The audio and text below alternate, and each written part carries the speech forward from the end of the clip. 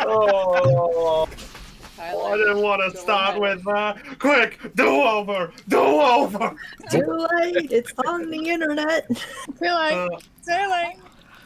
So Brian just Post. Brian just needs to stream into the internet. Okay, everyone, get in the path. It's like one of those cartoon skits. Hang on, I'll give you a gust of wind. Not that way. Well, fair enough. Anywho, we're live, yes? Yes. Yes. Okay, we are live. Let's get this going. So, what is up, guys? It's Brownie the Joy Charge Gamers, charging with joy, and welcome you all to Perception Check. I think you rolled pretty high to find our quiet little stream. We're back in the saddle once again. We're not doing the cameras this time because reasons. But hopefully everyone will still enjoy our antics regardless on either the lack of facial expression or whatever you may have a need for us to have, I guess. Blarg. But joining us tonight, we've got the Ragtag crew, as you know and love them. I am Brownie, your Dungeon Master for tonight. And joining us, we have Aeon. Ready to roll. Caitlin. Let's do this. We got Chopper. Bring it. Ooh, we got Cot. Oh, hi. We've got Lena. Yo. We've got Heidi. By the way, 10 biddles. Tad. Also, 10 Hey, biddles. we got 10 biddles. Speaking of bit, we've got another little bit to go through with characters. We've got Raven. Hello. And we have Del. Hi, everybody. All right. How's everybody doing after the first session? Good. Ah. By the way, Moonraven just got our deluxe charge. Thanks for the 21 subs in a row. Wow. Raven either loves us or he has nothing better to spend his money on. Yes. All right. So, I know we've had a little bit of a moment, so apologies for the little late start, but we are now going to get this started off. So, I don't really think there's anything else of note to bring up, I don't think. So, I think at this scenario, ladies and gentlemen, are we ready to roll? Yeah. Yes. Ready. Depends. Bring it. Depends. Oh God, our Are we first gonna pun get of the stuck? day. Our first pun of the night. I've got my Hey. spare characters ready. It's Hey, fine. think of it this way. It's better I have one now than not at all. Oh, am I... Not now, phone! Not now! Sorry, I had to put that on so I could help to get references for a bit. Alright, anyway. Last time on Perception Check, the Hope Finders, enjoying their time with the festivities in the city of Creo, ended up uncovering a little sneaky little situation involving their little halfling companion, Trilly, in the form of a giant Goliath of a figure of Stonebreaker, the head of Velvet, who was in the city. During this time, you managed to find out that there was a secret little conspiracy with a big hotshot figure, which, thanks to a little bit of a dealing, you managed to acquire a portal to this special figure, revealing himself as King Jersey of Naturia, who was then revealed to be Diction, the lovable necromantic fool that you all have come across before in one way or another. We all love and hate. Hey, I said lovable. I never said he was you guys who love him. He's the person Anyway, we all love to hate. There you go. Anyway, you managed to strike up a little deal in the form of getting Trilly's parents back, as well as uncovering the secret little plot that he is trying to uncover with the Dragon of Chaos, Diablos. With a little bit of a lucky scenario, I think we should call it, you managed to sort out a deal for the Red Dragon Shard in the form of the bargaining chip for the two parents of Trilly. Unable to save the third member in time, Trilly's teacher, who taught her the ways of the bow, Madam Strings. In this process, you went back through the portal. Everyone from King Diction, should we call him, side, vanished off, and you were left to ponder off an idea for the evening. With Magnus striking a bit of a bargaining of his own with Argonaut, the mayor of Creo. And it was then it was then discussed that you would split up into teams for the concept of the competition to make your way to where the deal was said to take place. The Temple of the Claw on the top of the Crystal Gleam Mountains. And that was where we ended our last session. So, Hope Finders, as the events are now coming close to the end of the first day, finally, is there anything anybody wishes to do before we wrap up the evening on this first day?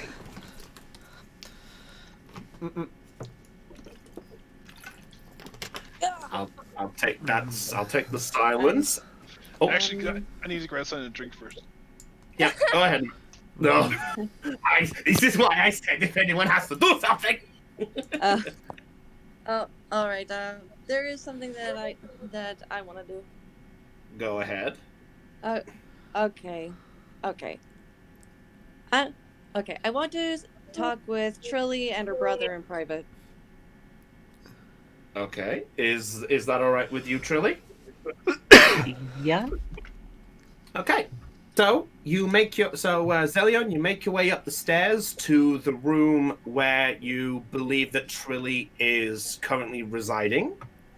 It's all on you. All right. So I'm in the room right now. You're currently outside. They had the door closed at the point. This was after Goldie, I think, had the encounter. All right. I'm gonna knock on the door. Boom, boom, boom.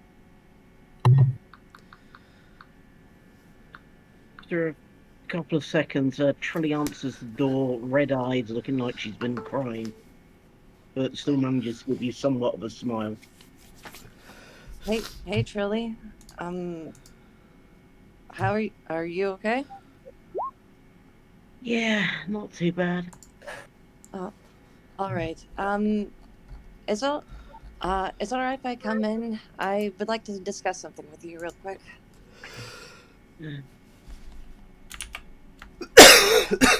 Sorry about that, guys. You go into the room. Okay.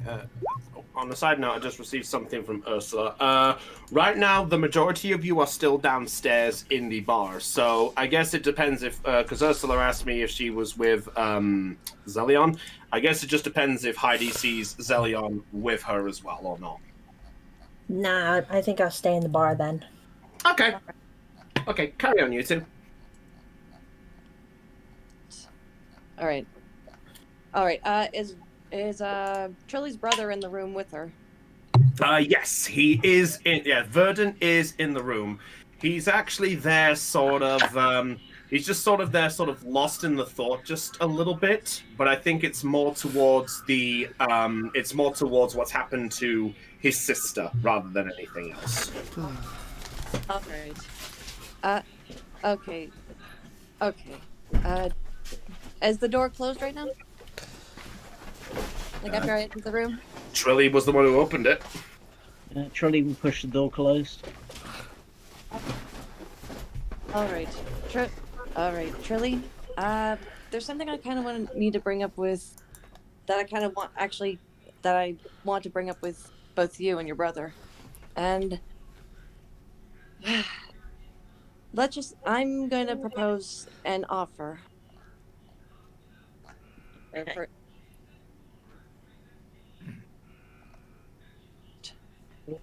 kind of offer. Okay. I was going to say I was saving this info in case of an emergency, and this seems like an emergency. So I'm going to say this right now. Is there a chair for me to sit on? I'll say there's at least a couple of furnitures all in there, so I'd say, yeah, you might be able to have a little spot. I sit in the nearest empty chair. All right. All right. I know. Okay, so I have a spell, and it's up to it's up to you and your brother if um well okay let me say this. Truly, I I know that mm, considering the situation, you want to help your parents more than anything, correct? Yeah, Right. Like and you also want to make sure that your brother is safe, right? yes. All right. I know a spell that can I know a spell. And I I think I can send your brother to someplace safe, somewhere far from here, at least. Yes. I- And I want you, and you don't have to decide anything right away, but just, can you? But if you want, you can discuss it with your brother, and I can see what I can, and I'll see what I can do.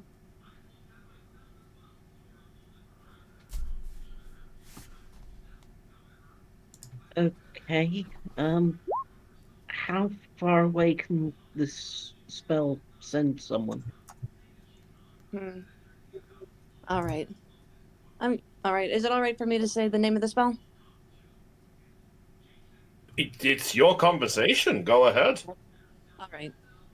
The spell. Yeah, I'm sitting back. Uh, all right. Uh, all right. Um. All right. It can. All right. As far as I'm aware, the spell can. Okay, so the spell that I know is called Teleportation Circle, and it can. The spell can go anywhere. Can send you anywhere as long as I have memorized the sigil of the teleportation circle in question.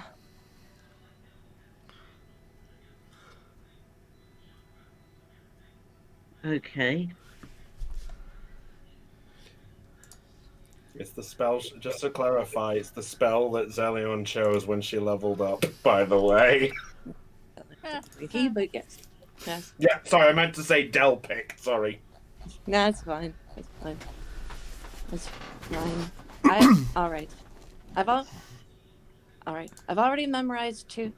I've already memorized two. So so so Okay. What are the two places you can send people to then? This is something Del did not discuss with me because I should clarify the effects of teleportation circle, just for clarification, by the way. As soon as Zelion learns this spell, Zelion knows the location of two random teleportation circles that are within the vicinity that Zelion knows. And actually, according to this, it says you learn sigil sequences for two destinations on the material plane determined by the GM. yeah, and just for clarify, you never asked me which two. Well, well, I didn't know. Well, I didn't know if we're You gonna got have a discussion about that the okay. moment I told you the spell I chose, or if it was gonna be in the thing itself. So, No worries. I'll tell you what. You know what? I have a list. If after you look this up, there are a good selection. I'm gonna roll to see which two you know. oh boy, here we go. Okay, give me 1 second. I gotta get my list up here. Let's have a look. So, okay, okay. Okay. This should be interesting. Okay. So, Zelion, the two you know, one is for Noir, and the other one is for Helix. Oh, all right. That makes sense. I've been to both locations. Yep. Okay. It had to be a place that you've been to. That's why I rolled for it. So all make right. sure you make a note of those two. Oh, all right. All right. Two locations that I've memorized the sigils for are for Helix and Noir.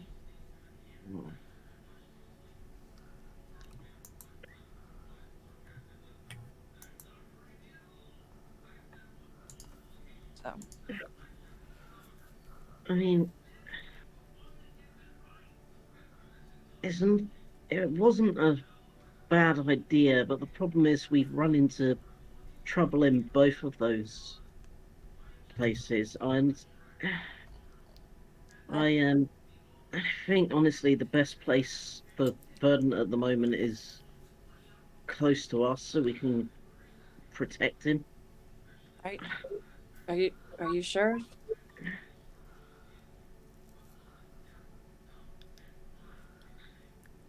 I mean, I thought my parents were far away, and I managed to get hold of them. I thought my teacher was safe, and I managed to get hold of her. I can't lose anyone else at this point. I really can't. I put a hand on Trilly's shoulder. I understand. Listen, you don't have to decide anything right away, but at least talk it over with your brother first, and then just let me know when you've come to a decision, okay? Okay. All right. All right. Anyway, I'm gonna head back to my room. Need to get an early start for tomorrow. Zillion. Yeah. Thank you.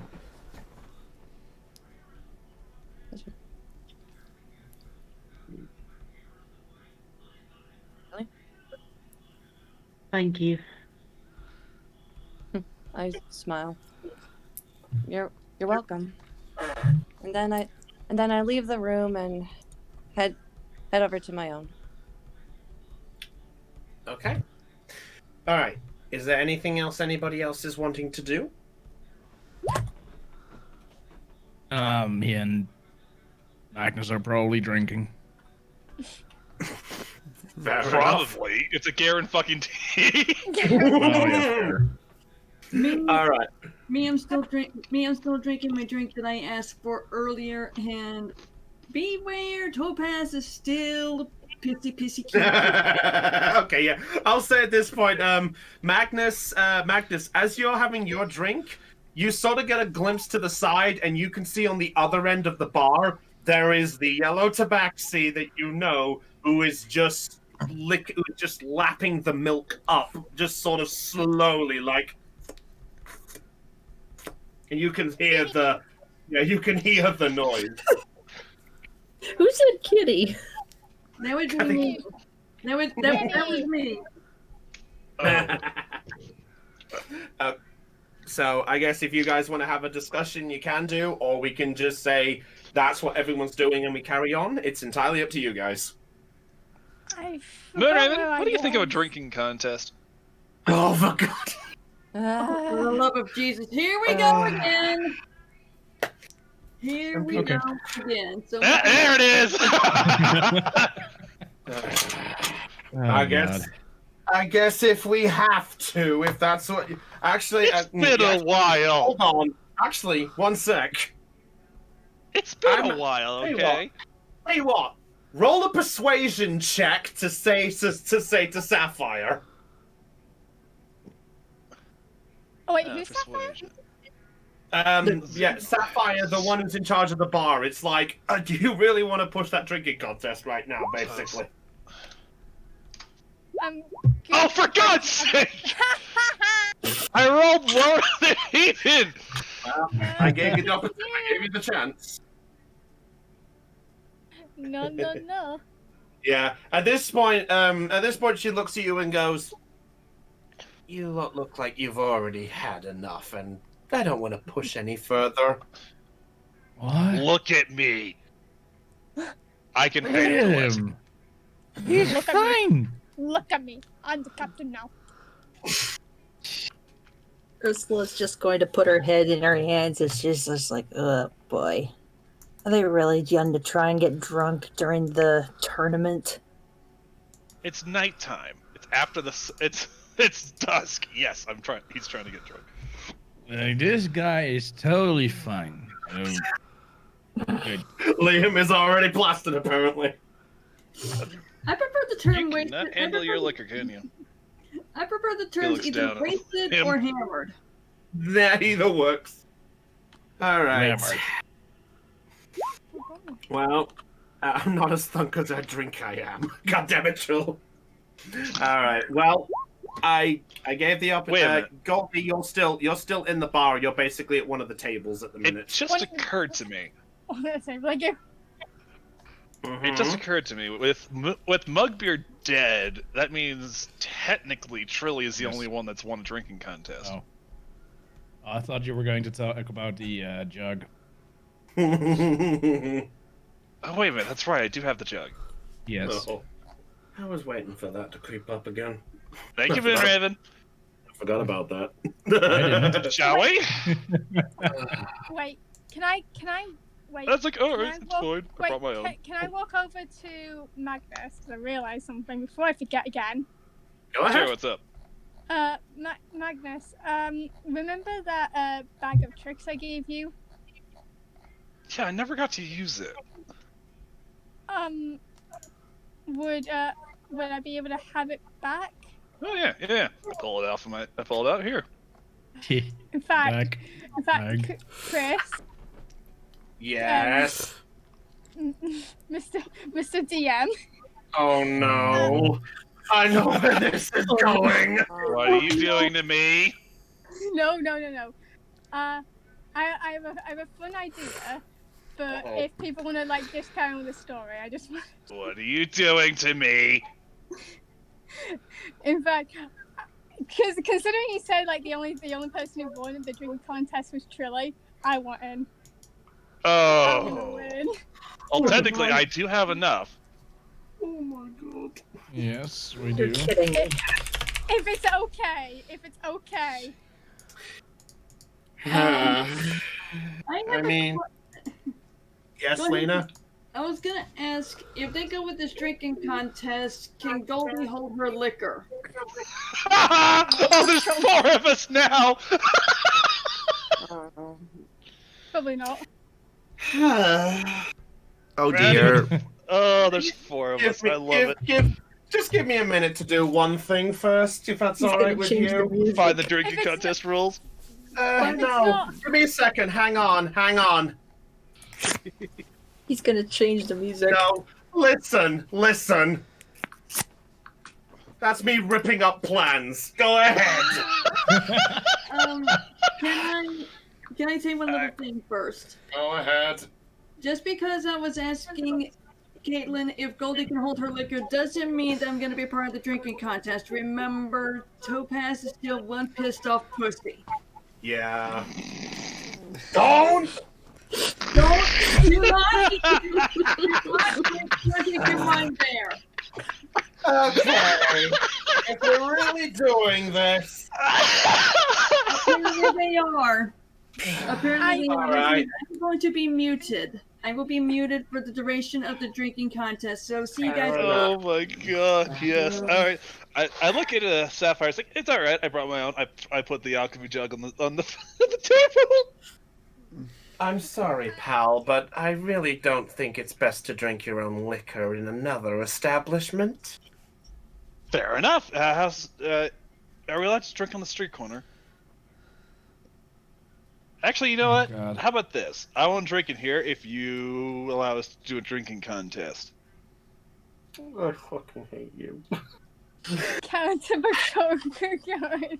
I have no choice now. I have no choice at this point. You'll I have a mean, choice. you know what? You know what? I'll give you one last persuasion. After that, it's the street corner. We'll find out. Oh my god! The Alpha, question. wait, isn't Alpha in this? Yeah, I'm out. I said, Oh. I said one. Yeah.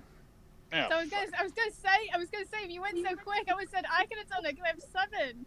Yeah, she has a +7. You could have asked Goldie to do it. Sorry. Sorry, guys. I gave you one chance and you jumped. Oh, street corner it is. I'm not risking it with the guards. I don't know how it goes. All right. Goldie, are you joining them or not? Yeah, I want to have a go. Because I've never done this before. I want to have a go as a player. Okay. Fair enough. Oh, You've don't only do it seen on the a street aftermath corner. Don't be between me and guards. Mugbeard. That's Yeah, I have that's to good. agree with. For once, Oh. I agree with Liam. There might be guards out there, so yeah. Enough. It's up to you guys. If you want to do it, you can do it. If we're not drinking inside, I might as well not. Alright, fine. Yeah, alright. Don't miss it. Ne- But am I next time. Yeah. Am I right to still have that bag? Next time. Also, I gave it to you already. Oh, yeah. It's Thank off of my character sheet. It's not on there anymore. Thank you. I never got to use it. Oh, I'm going to bed. I think you did use it, actually. I think you used it. No, once. he didn't. Nope. No, that was something else. Sorry, entirely. My bad. All right. Is there anything else anybody wants to do? No. I'm good. After Topaz has her drink, she's going to bed. Okay. I'm gonna have Cody fall asleep. Go to sleep in bed. I'm actually gonna stay up a little bit longer at the bar, and I'm gonna pull out that amulet that I got from the box. Oh, okay. All right. I'm gonna have to point out that Trip hasn't left the bar area either. She's just sitting there contemplating. Yeah, okay, so I'll say Ursula and Trip, if there's anything you two want to do, I'll give you one chance if you want to, or we can just wrap up the day. I'll let Ursula do whatever she wants. They're just saying that Trip was just there.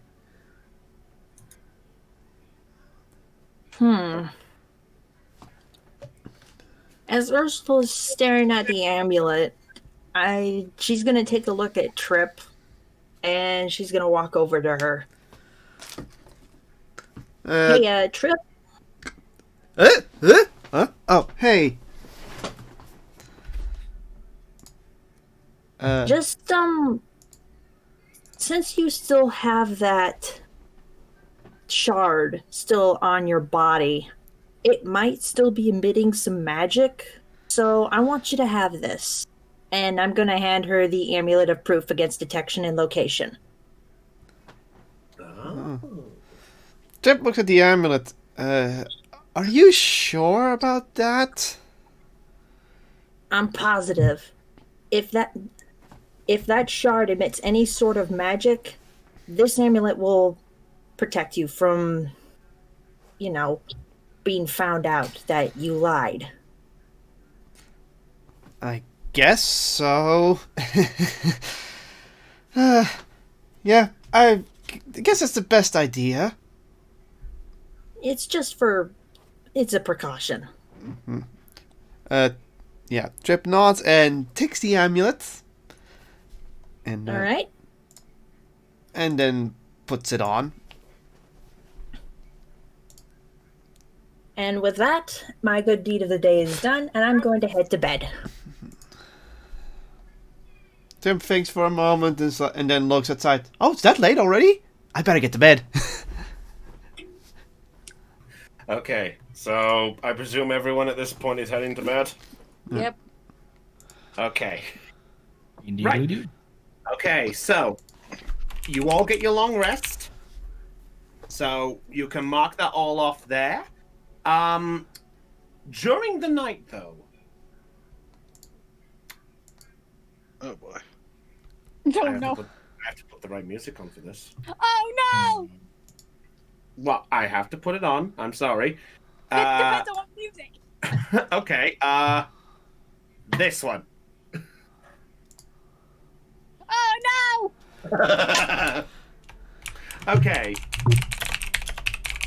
Trilly, Yeah. roll me a Constitution saving throw for me, please. It's gonna get nightmares. Oh no.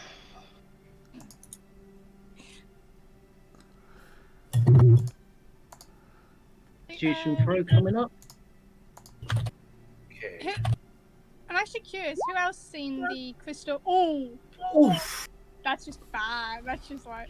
Oh, that's actually really good. That's actually good. Oh wait, I didn't see Yeah, Oh, that's good. Yeah, that's Trilly. Oh. All right, 20. Trilly. Seeping into your mind, you can't help but get the visions of what your parents and your teacher may have gone through before the events of when you saw them in the crystal ball. Just as it feels like you're about to see the moment that you have been dreading to see, it suddenly fades away. And you find yourself in a small, dark room with 4 candles in a compass-like position. And in the middle, you see 2 chairs, completely wooden. What do you wish to do?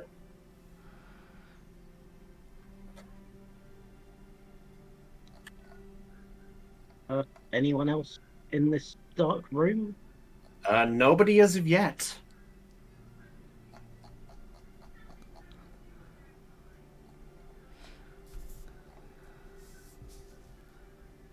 Well, it doesn't look like I'm waking up, so guess I'll go with it and sit in one of the chairs.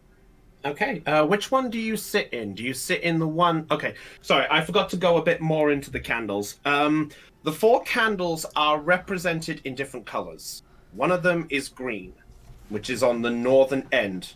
On the eastern point is a white candle. Sorry, red candle. On the western one, there is a blue candle. And on the southern one, behind the other chair, is a yellow one. Which chair do you sit in front of? The one with the green or the one with the yellow?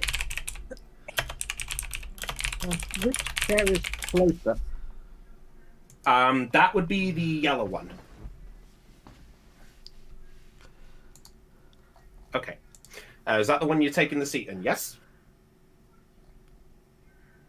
Yes. Okay. As you take a seat, you then, as you sit there, wondering what's up with this scape, you then see, opposite from you, the chair moving back by itself. And there you hear the sound of footsteps. Like the sound of basically just bare feet that slowly walks. And then you watch as the chair pushes back forward into the spot it was. And there, sitting in that chair,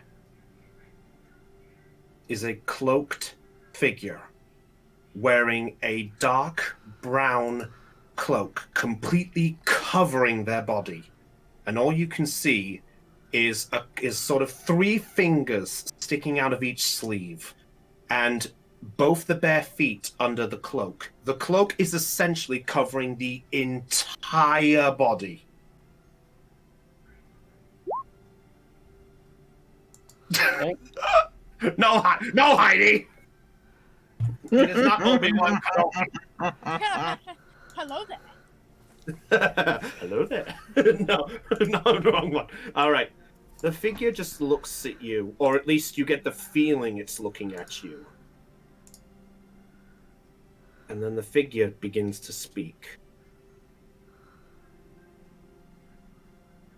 It seems you are having quite a hard time, young halfling. Do I recognize the voice? Make a history check. Yeah. I have to have my phone somewhere. Yeah, you certainly do.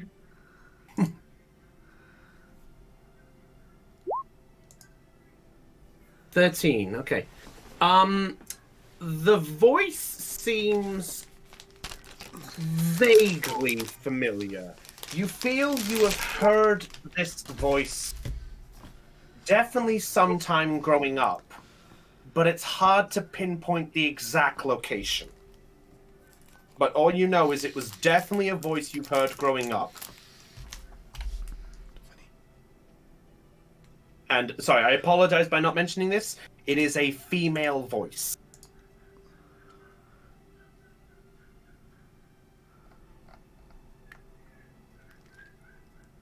Leads me on to the obvious question. Trilly's just gonna look back at the figure and go, sorry, who are you? I'm surprised you don't recognize me. And you watch the hood gets pulled back. And there you see... That's the secret action of the day! Anyway. The figure reveals a halfling body. Female in size. And you recognize with the familiar facial features of Madame Strings, the woman who taught you the ways of the bow. Huh. She gives you a little smile and goes, "It's really good to see you, my little one."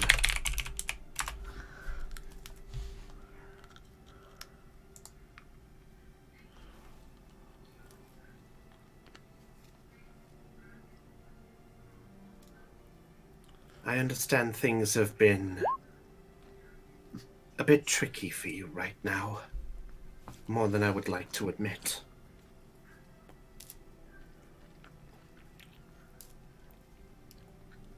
Say that's the understatement of the day. You watch as she sort of leans forward and just gently caresses your face with her fingertips. She gives like a gentle smile, and she just looks at you for a moment. You've grown so strong. I'm just really sorry that I couldn't have the chance to properly, well, see you.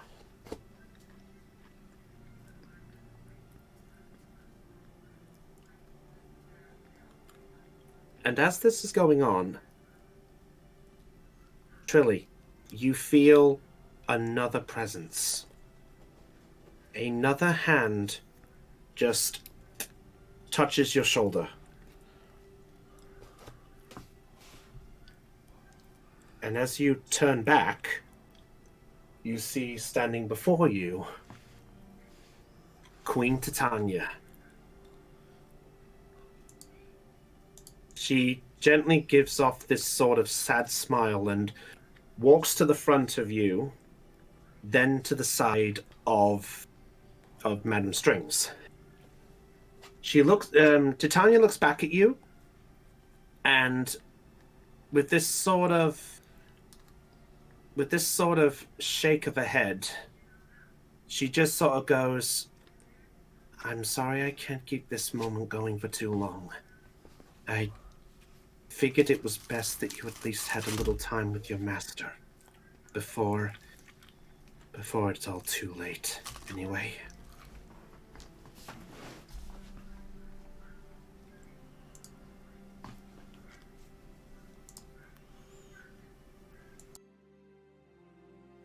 How do you wish to react?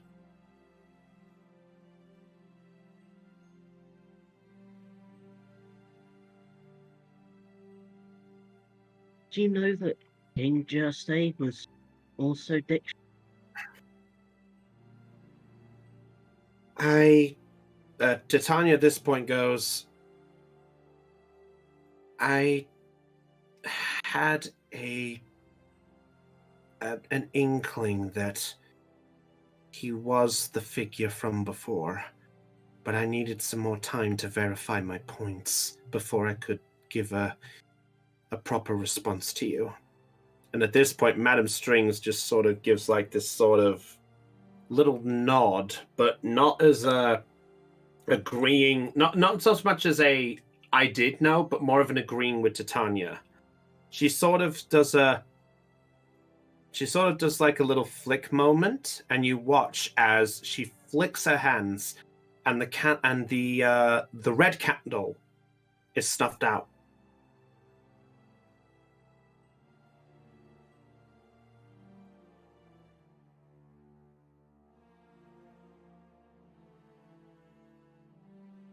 Anything else?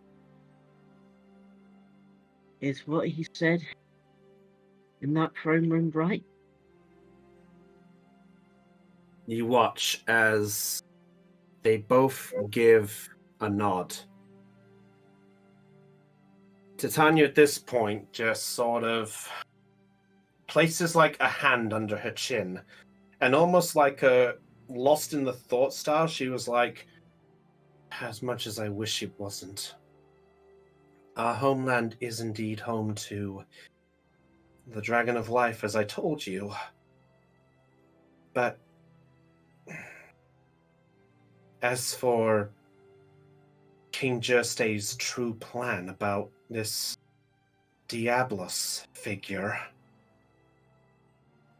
I only heard the name in a legend. I've never actually had the chance to give the information or acquire it in a way, but all I know is that this dragon is important to both sides of life. And at that point, you watch as Strings flicks her fingers again, and the blue candle is snuffed out.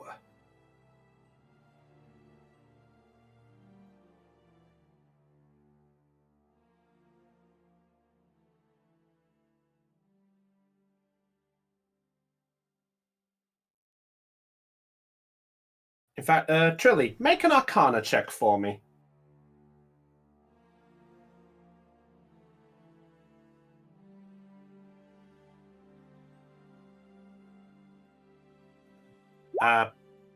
Thank you.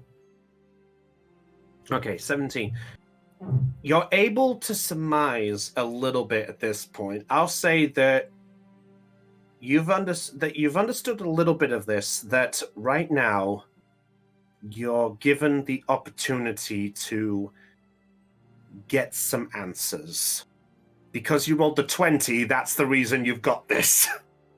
Right. So, at this point, you surmise that after each question, she snuffed out one of the candles. At this point, you can surmise you have 2 questions or moments left with these figures.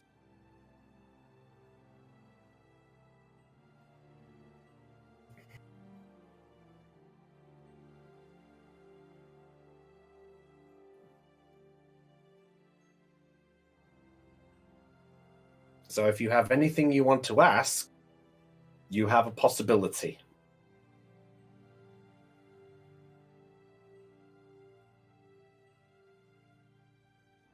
What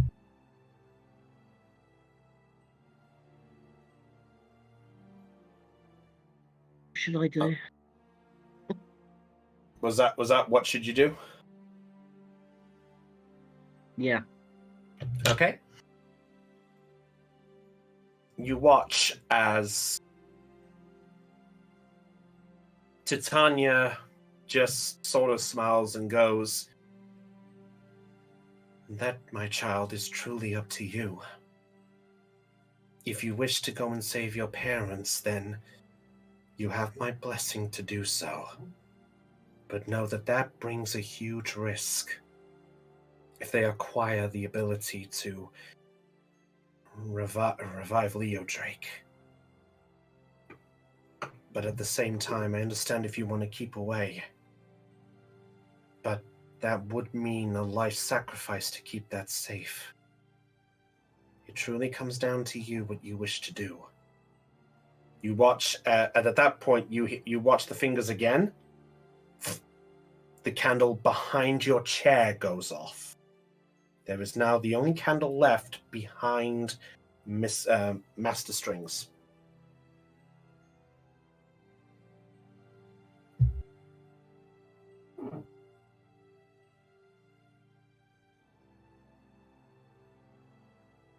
The only way he can revive that dragon, my blood and my life. Yeah? You watch as Notoria, not Notoria, damn it. Titania gives this gentle nod, almost slowly. She goes, "You were blessed with the magic of our land. If an ounce of that life that has been blessed by royal hands is mixed with the elixir, it will generate the magic of life that's truly needed to revive what it wishes."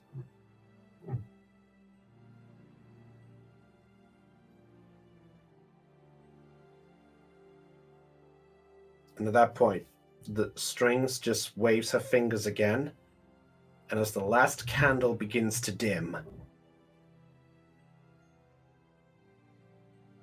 Master Strings then gets up, and as the candles begin to go out, she looks you in the eyes, and she goes, "You be a strong one. I'm sure whatever choice you make, your parents will know you chose one with the right heart in mind. I love you, my little one. And know that the blessings of Notoria may make your heart blossom." And with that, she disappears. Titania looks at you for a moment, Trilly, and with a little nod, she goes, "I could only do the best I could. I'm sorry."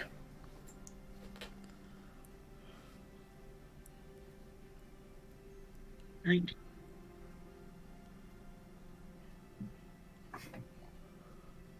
I don't want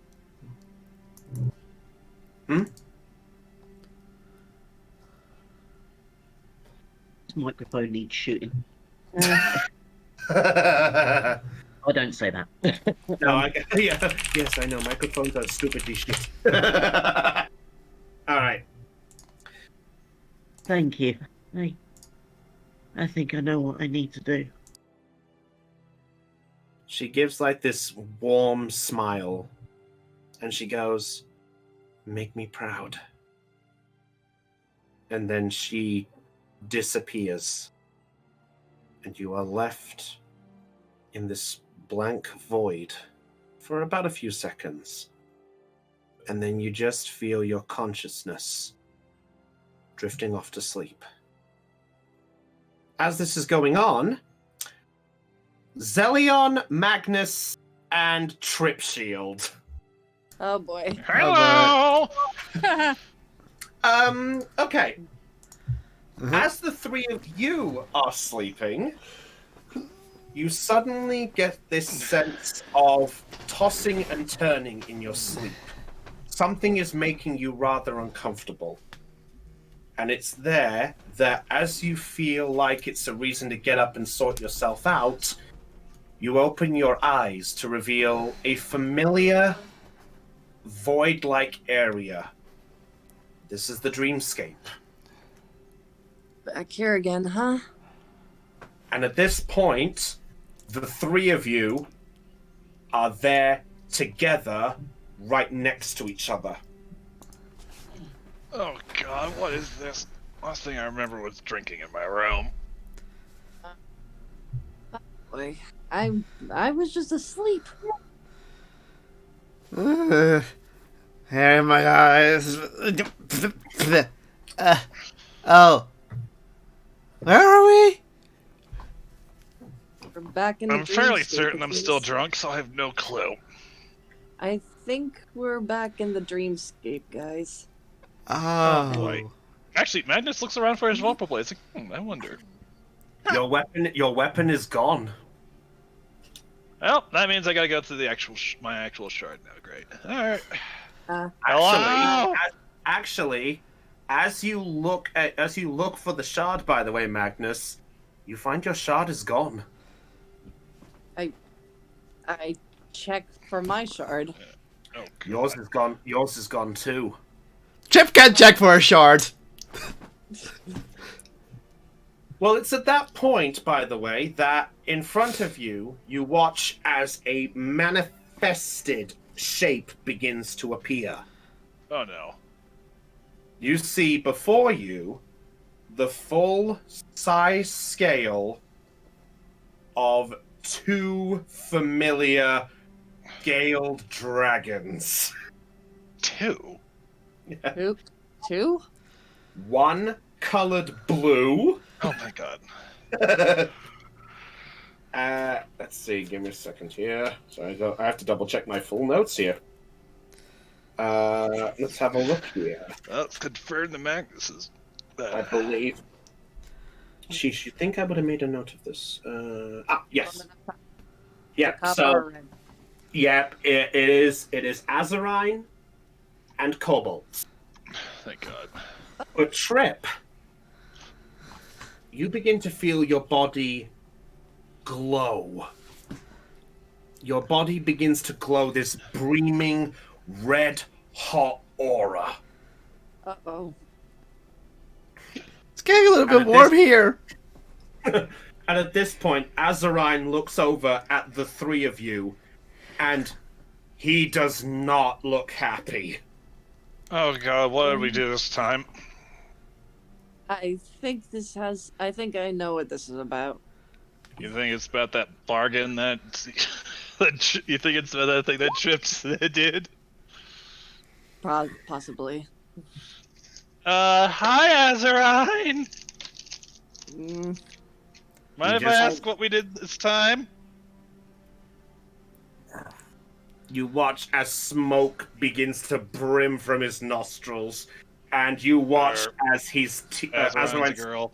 Yeah, sorry, I remembered as I was describing that. Yeah, Azarine. Yeah, sorry, Azarine's the only girl one right now. Sorry, Azarine's teeth glare, and you just hear this loud.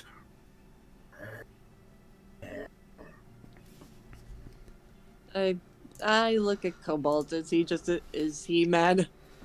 Cobalt is looking down with this sort of, I don't know what to say look.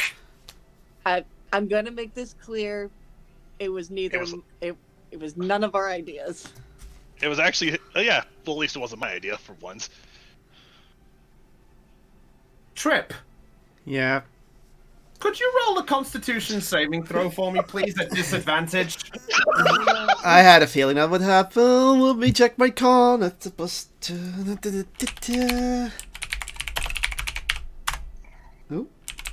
Oops. There we go. That's a dot in front of it. So it's it's going to be 15 or lower. No, my luck, lower. No. Oh, okay, 15. Okay, that's not bad. Trip. You begin to feel this welling up inside of your stomach. This feeling of uneasy sort of pain. For a moment, you feel like it's worth to sort of go on your knees and just wrap your arms around it as if it's like there.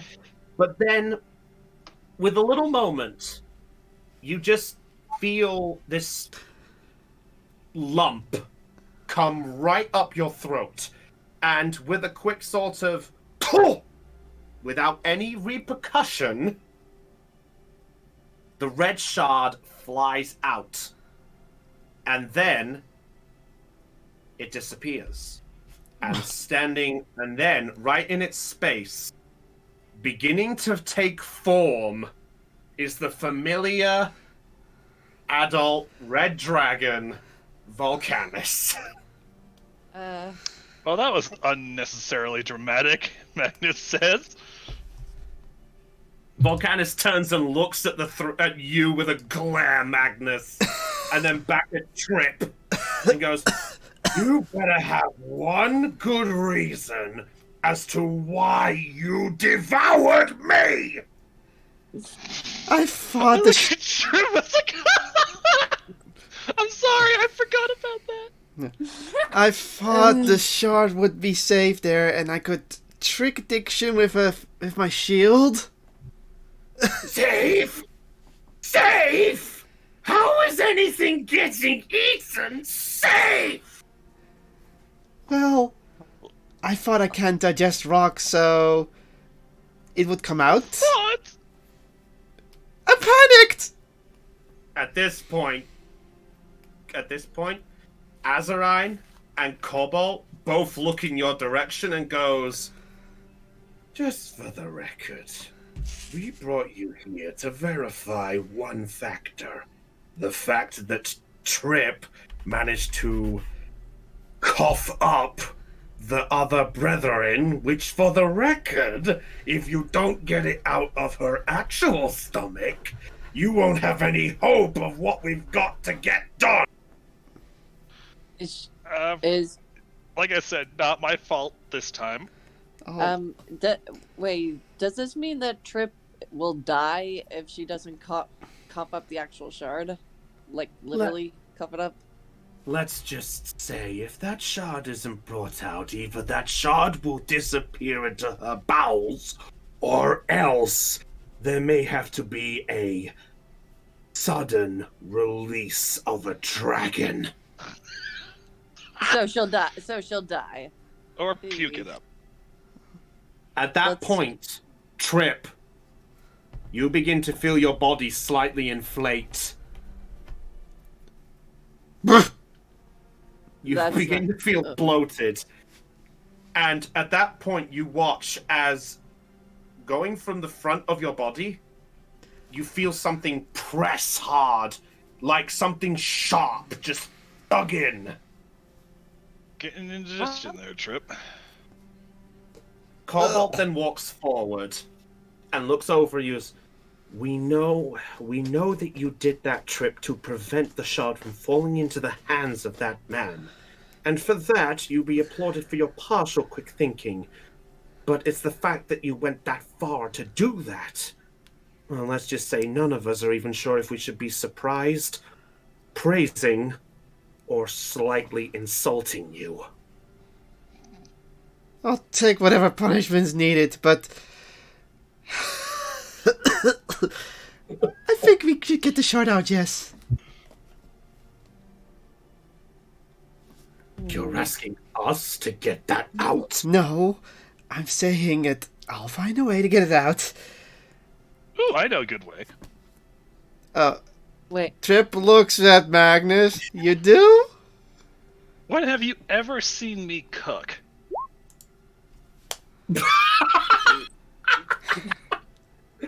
It must Where are you going with this?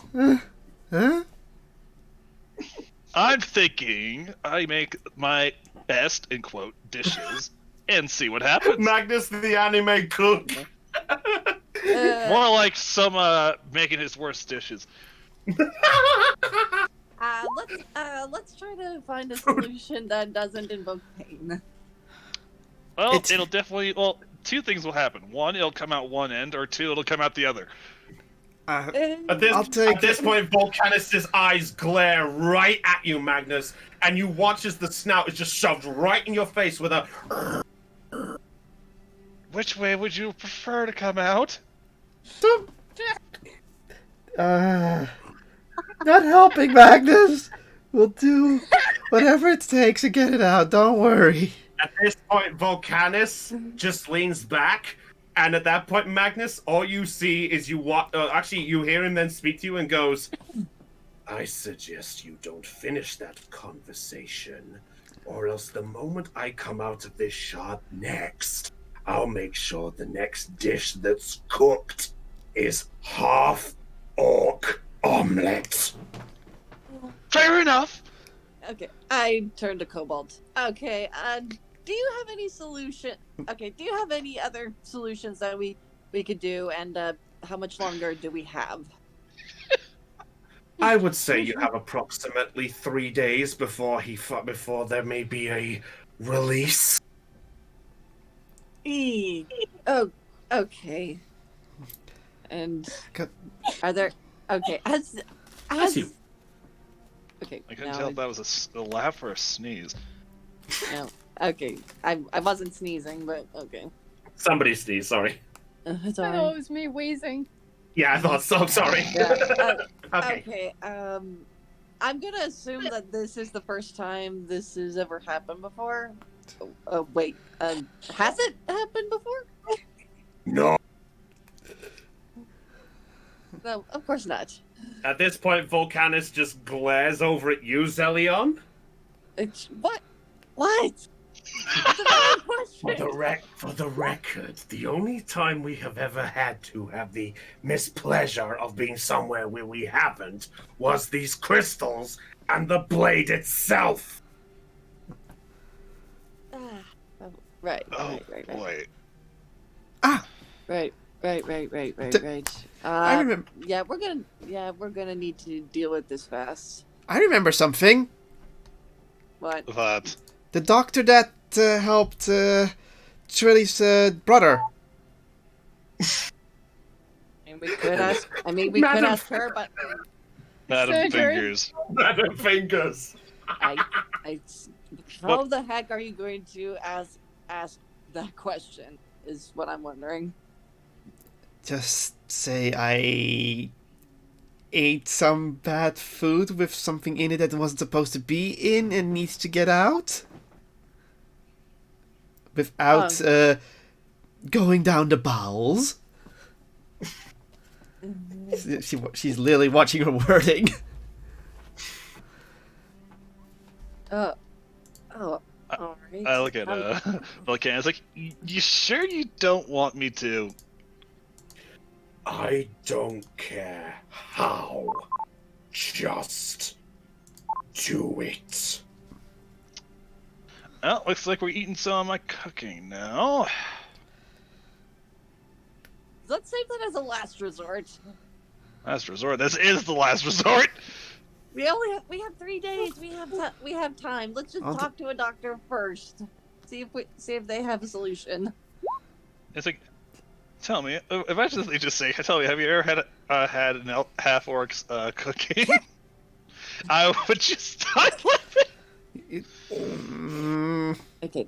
He groans like. I'm sorry. Azarine at this point just sort of looks over and goes, "Look, I'll give the benefit the fact that you have kept us away from them is a blessing. But I will say this, though. I suggest you do fix this scenario, or I think you might be down a member. Oh, yes. Because we all know what happens when something gets big. It eventually goes pop. Visual image Yeah. I did read. I had to put this in, I'm sorry. No, Okay. no, it's fine. This is a good consequence. Yeah? Yeah. And at that point, you feel a wind just begin to push you back. And Volcanus at this point just calls out to you as you're being pushed back and goes, "You've got 3 days! Or else you're going to be getting a cleanup crew instead." And he's not afraid to admit that. And suddenly, you're blown straight back. And you arrive back in your bodies. You wake up partially sweating from the idea and the rest of your night is a little uncomfortable. Oh my god, I was fucking dying of laughter. For the record, I'm sorry for the image, but No, it's fine. all right. So, I'm talking in the chat. Majora's Mask, but the moon is a fucking dragon. all right. So, it's like this is like, you know, dragons like ancient serious creatures that can destroy anything. Meanwhile, Trip, this is tasty. No. Well, she did. Remember, she did it to deceive Diction, and well, this is the consequence of it, which is fine. yeah, I had to put something here. Alright. I'm gonna look at Google how to remove like something from a stomach. Bad well, food. we have- I'm telling you you, guys it's don't bad know food. You guys don't know yet. All right. Yeah, you don't know. It could be something simple. You never know. All right. There's So, an epicac in this world.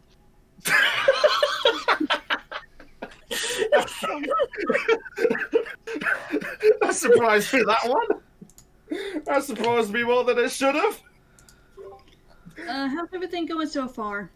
Wow, Lena just came back just as we had a nightmare dream with the dragons. Yeah, and my remarks about Magnus's cooking.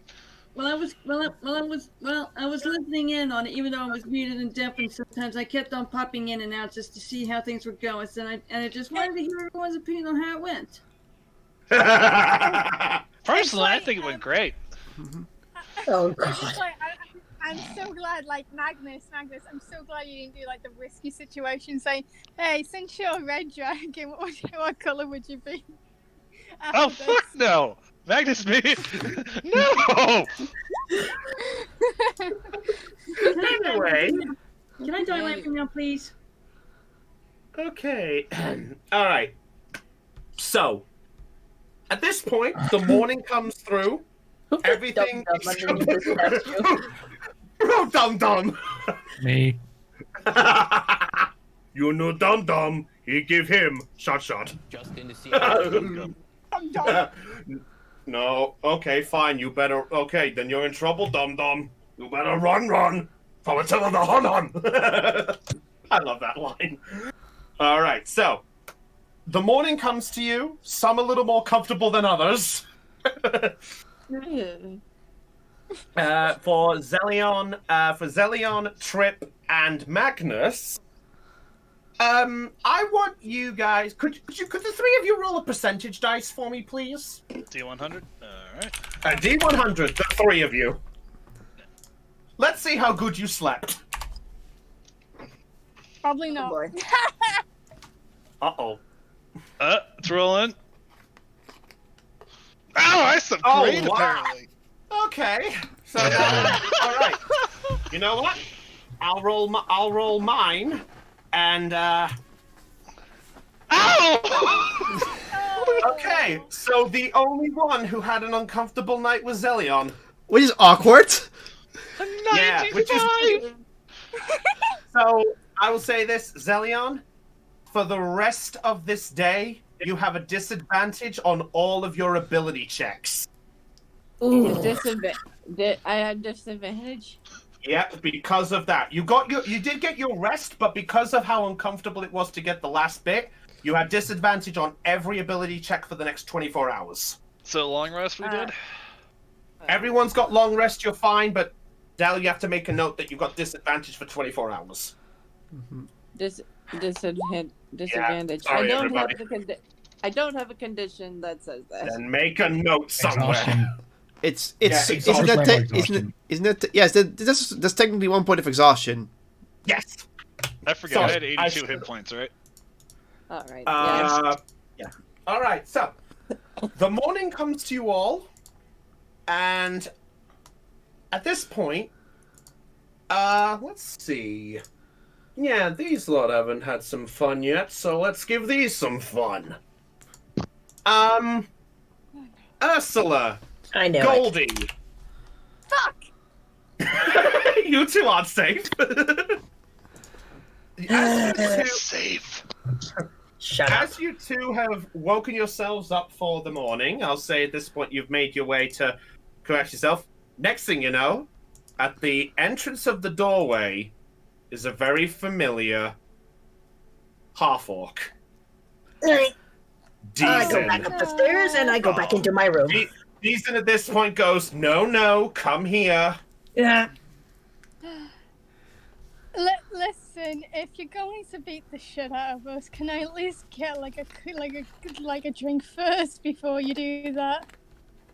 The mayor wants to have a word with you both. Oh, God. Can you? Damn it. Could you please tell us why? Just follow. Do you go with him? Do we have choice a do we choice? have?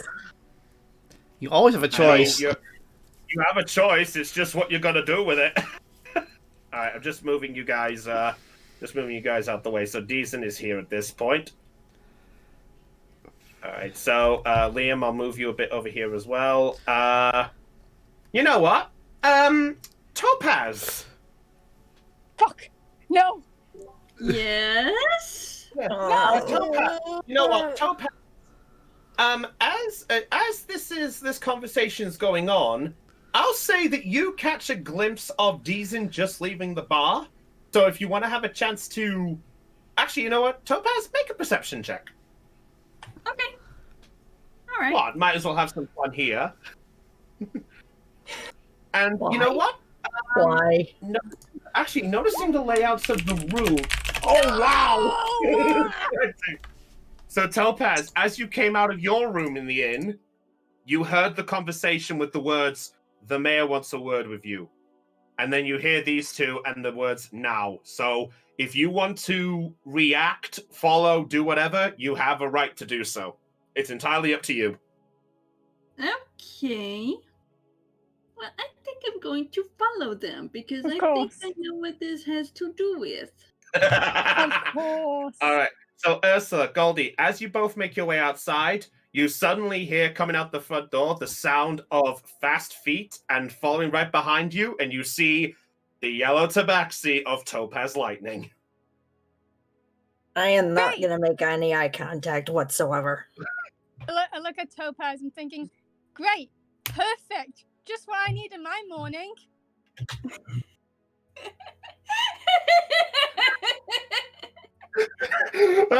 Don't think you were always safe from everything. Okay. Deason at this point looks over and goes, Topaz, good morning. Good morning, sir. I heard the mayor came by and addressed the situation about Magnus. Yes, sir.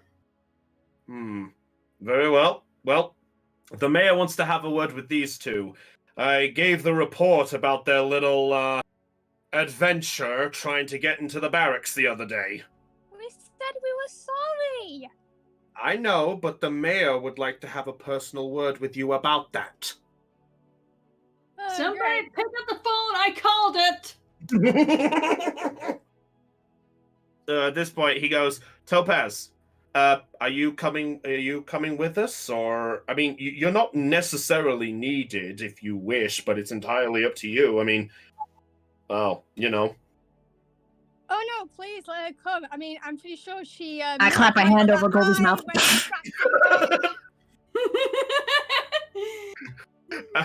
So Topaz, it's up to you. Invitation's there if you want it, or you can just stay back. It's entirely up to you.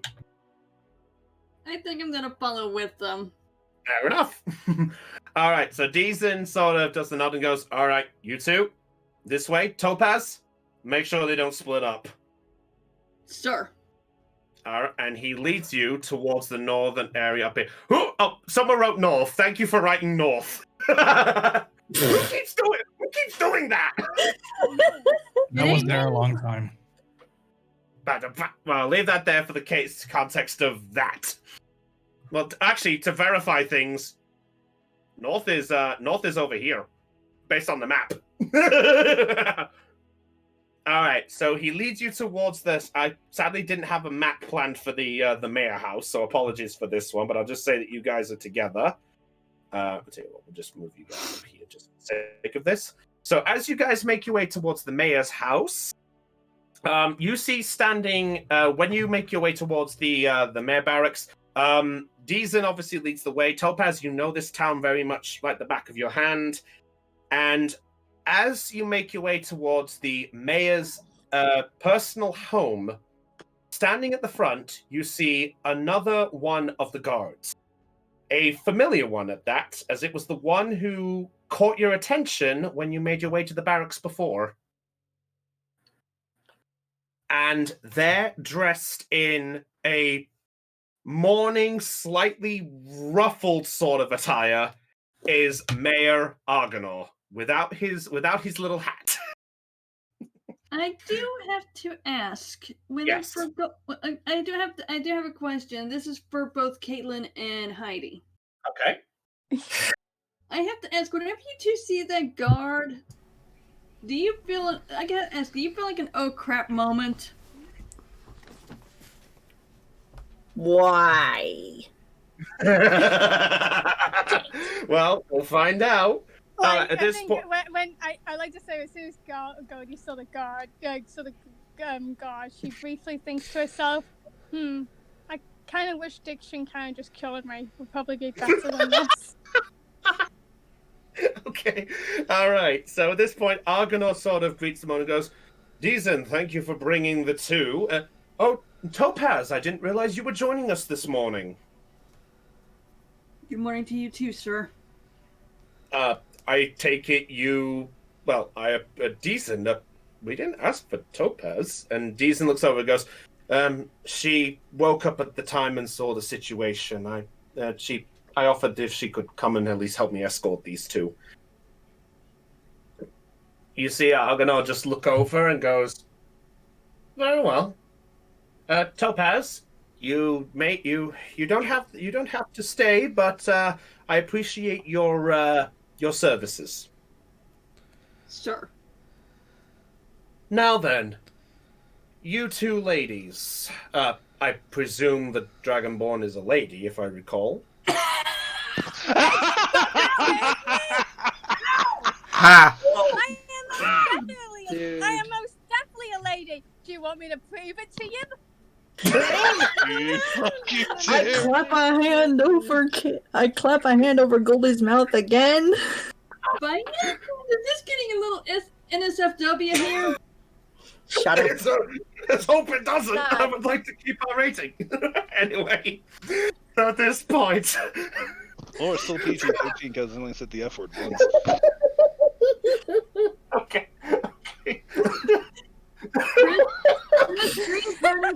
Breathe, Chris, breathe.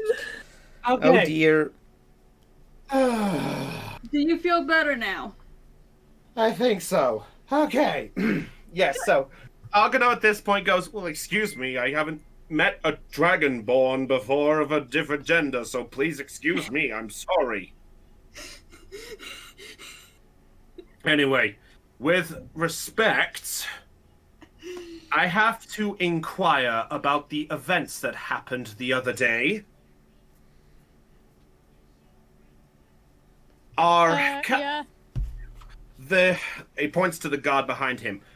The guard here told me that you two tried to acquire your way inside with the guise of Deezen into my... Not Deezen, Topaz. Sorry. You acquired them both, sorry. In order to make your way into our little barracks. I require to know why. And I want to hear it specifically from you two. First off, like I said before, it was mainly me. I kind of just dragged Ursula into this, so like I said, entirely my fault. And the reason why I wanted to go in there was because I was just curious, that's all. You attempted to do some sightseeing. That's all it was? Yeah. Just for clarification, Caitlin, was that entirely true or not? Yes, it was true. Just to see what was in there. So I guess I could say, like, illegal sightseeing, you could say. Illegal is putting it lightly there, Goldie. And I'm not even looking at anybody, I'm just staring at my feet. Argonaut at this point goes,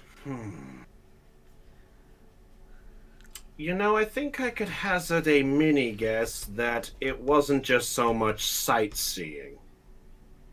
As I do know of your current situation, I'm gonna hazard a guess that you came to try and acquire some, shall we say, provisions for battle. At this point, Ursula has just kind of lost it. Her arms are shaking. She's like, look, if you're just gonna punish us, get it over with. No, wait. Like I said, we weren't stealing. Like I said, we just wanted to have a look. And we just wanted to have a look, just had a look around. We weren't gonna steal anything. It was like I said, entirely my fault. I guess you could say I have trouble getting keeping my muzzle out of stuff. Argonaut looks over at Topaz for a moment and goes, Topaz, a question for you. Sir. How were these two with the events that happened yesterday? I want to hear it specifically because if I recall, you were there with all of them when they had this negotiation. Is this correct? Yes, sir. And what can you tell me about their actions that happened?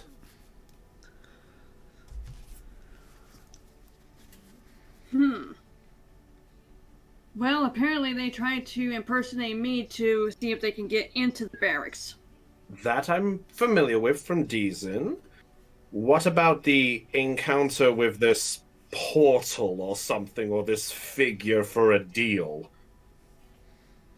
Well, apparently one of their comrades is in a bit of a bind, having her parents taken as hostages in exchange for this potion of some kind. I'm not exactly sure what. A potion? Is this true, ladies? Yeah. But Goldie doesn't know what the potion does fully.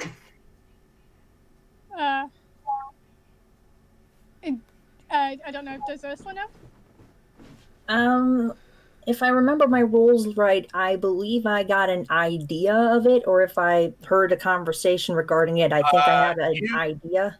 You were in the room, but when the battle rolls came in, you were there. So I will say, based on this, you two are aware of the full. Potion does. Yeah, you two are aware of the situation because thanks to one person getting a better roll, looking at a certain bard. So wow, throwing your own fiance under the bus. Anyway. So am I right to tell him what the potion does? It's up to you. Yeah, I was gonna tell him. Basically, what the potion does is bring life into this into an object. I'm so sorry, it's been a while, so if I get anything wrong, Chris, just let me know. It's been a while. Thank you. And basically, the Diction, who we found out was King Jursday, he wants this potion to bring. Wait. Did you just say Diction? Yeah, Diction the Dick, as I like to call him. He wants the potion to bring back this this dragon of and wreak havoc all across the world, and and not only that, he also wants to kill one of our friends, Trilly, in order for all the potion to work. Topaz, does this check out? Yes, sir, it does. So if I can verify the story exactly, just to make sure I've heard this correctly. Sorry, it's early morning. I know it's not fun for anyone's mind, but the quicker we sort this out... the quicker we sort this out, the quicker we can get back to the fun that we planned for today. So from what I gathered, you,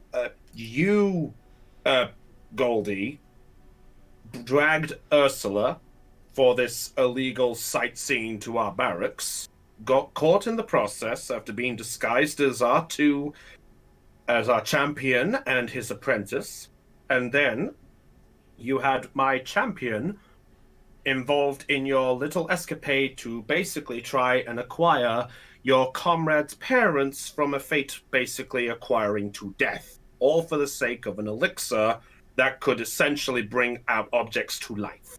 Apparently this dragon, is that correct? Yeah.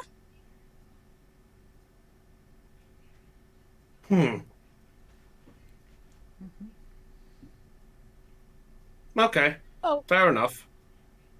reminds me. Another thing. Luckily, this is generally me, like, I generally forgot. I remember now. Oh, one more thing. Another guy I should probably mention. We also struck another deal with Diction, saying that we should give this one of our shards to him in 5 days to what's that place called? Temple of the Claw. Temple of the Claw. Temple of the Claw, and in 5 days. If not, then Trilly's parents are gonna die, and he still wants that elixir. Well, that checks out with the information that I got from Deezen and Magnus last night. That was kind of sick. Didn't Magnus give him all that information Yeah. already? Yeah, I know. Yeah, I'm getting to that. Don't worry. Argonaut at this point goes, all right. In that case, by the permission of me, I give your little moment of getting into our barracks a pardon. Wait. Ursula eyes just snap open. I'm giving you both a pardon. Concerning it was to help a ally, I can understand you would go to any means. I mean, our town knows all about that. I mean, we took in the Tabaxis from the Temple of the Claw, and Topaz herself has been from that same village, and, well, I think we can all agree that a little kindness, a little thing to do what it takes to make sure somebody is safe that you cherish, is something that's worth a bit of a note. And considering that you were willing to give up one of the treasures you were collected for this, the halfling's parents, if I gathered from Magnus correctly, I am willing to give a pardon, but just this once. At this point, Ursula collapses to her knees in relief. But yes? Oh no, I was gonna say thank you, but then you said but. Yeah, but there is one thing I should mention. If I understand, we struck a little moment with Magnus last night. If you can do me a favor, I want you to gather all of your comrades and bring them here within the next half an hour. Apparently, Magnus has said that it might be best if you all, in a way, take part in a expedition in order to get up there without putting our town in danger.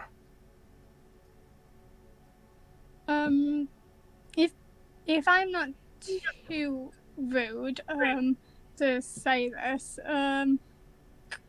could you tell us a little bit more about the Temple of the Claw? Like, are there any, like, secrets or traps up there that we should worry about, or any monsters that might be lurking in there? Well, as for the temple itself, that unfortunately is knowledge that is kept secret to most of the Tabaxis. Unfortunately, the one who knew the temple the most was the Tabaxi known as Silvertongue. Who? Do you know where he is? I'm afraid he didn't make it out of the attack. Oh.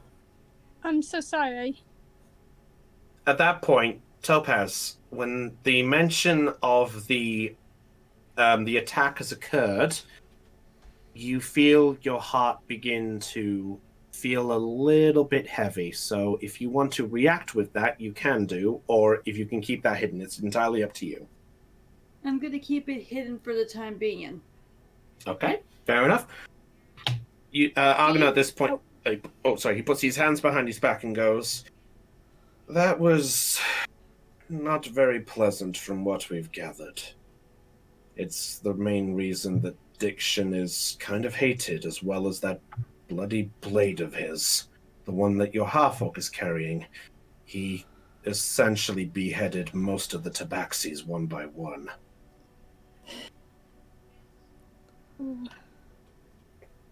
At least, well, I can assure you, the blade is in safe hands with Magnus. He's as much as I don't tell him I say this. He's a very honorable warrior. He. Beeson at this point gives sort of a chuckle and goes, "Well, he's got at least the strength to back it up. I mean, he beat me after all." And you see Arkano goes, "Yeah, I mean, the idea was you were supposed to look good for everyone else." And you see at this point, Beeson just goes, "Hey!" But I can assure you, the moment we find the real Diction, Magnus is going to chop his head with that sword. She's right. She's no. Cool. Why does that pigeon sound like the half-orc? I want to murder that freaking pigeon. Remember, Metahawk. Oh yeah, you're Metahawk. I want to murder that. I want to murder both the freaking pigeon and the freaking hawk. Can I be Mennonite? Ayo! I'm Metapod. Oh! Stop! The reason I added as the Metahawk is because hawks eat pigeons. That's fair. Then I'm Metagross. Oh, stop! The next pun gets disadvantaged. Fine, I'll stop. Thank you. All right. Can I ask the mayor one more thing? Yeah, go ahead. Do you know any of the other Tabaxis that might know more about the at least a little bit more about the Temple of the Claw? Well, I don't know too much, but there was one other clan on there. They were like a middle ground for the mountain and us. I sadly don't know much about them. Topaz. Sir. You were mostly on that mountain. Surely you know of this other group. Unfortunately, yes, I do. Would you care to explain? If it might help everyone else out too. Yes. The tribe was known as the Suppliers. I don't know if you're familiar with that, sir. There were some Tabaxi who came down and used that term, but they never said anything more than that. They just said they wanted stuff. Really? What about them exactly? Because, as I say, I don't think I've ever asked you about that, to be honest. Well, they were a group that were known for making trips up and down the mountain to make supply routes and trades between the citizens of Prayo and the tribe the tribe I was born in. The tribe I was from. Yes, I remember. I vaguely. Wasn't the head of them? The head of them was like a red tabaxi. Yes, sir. What was his name again?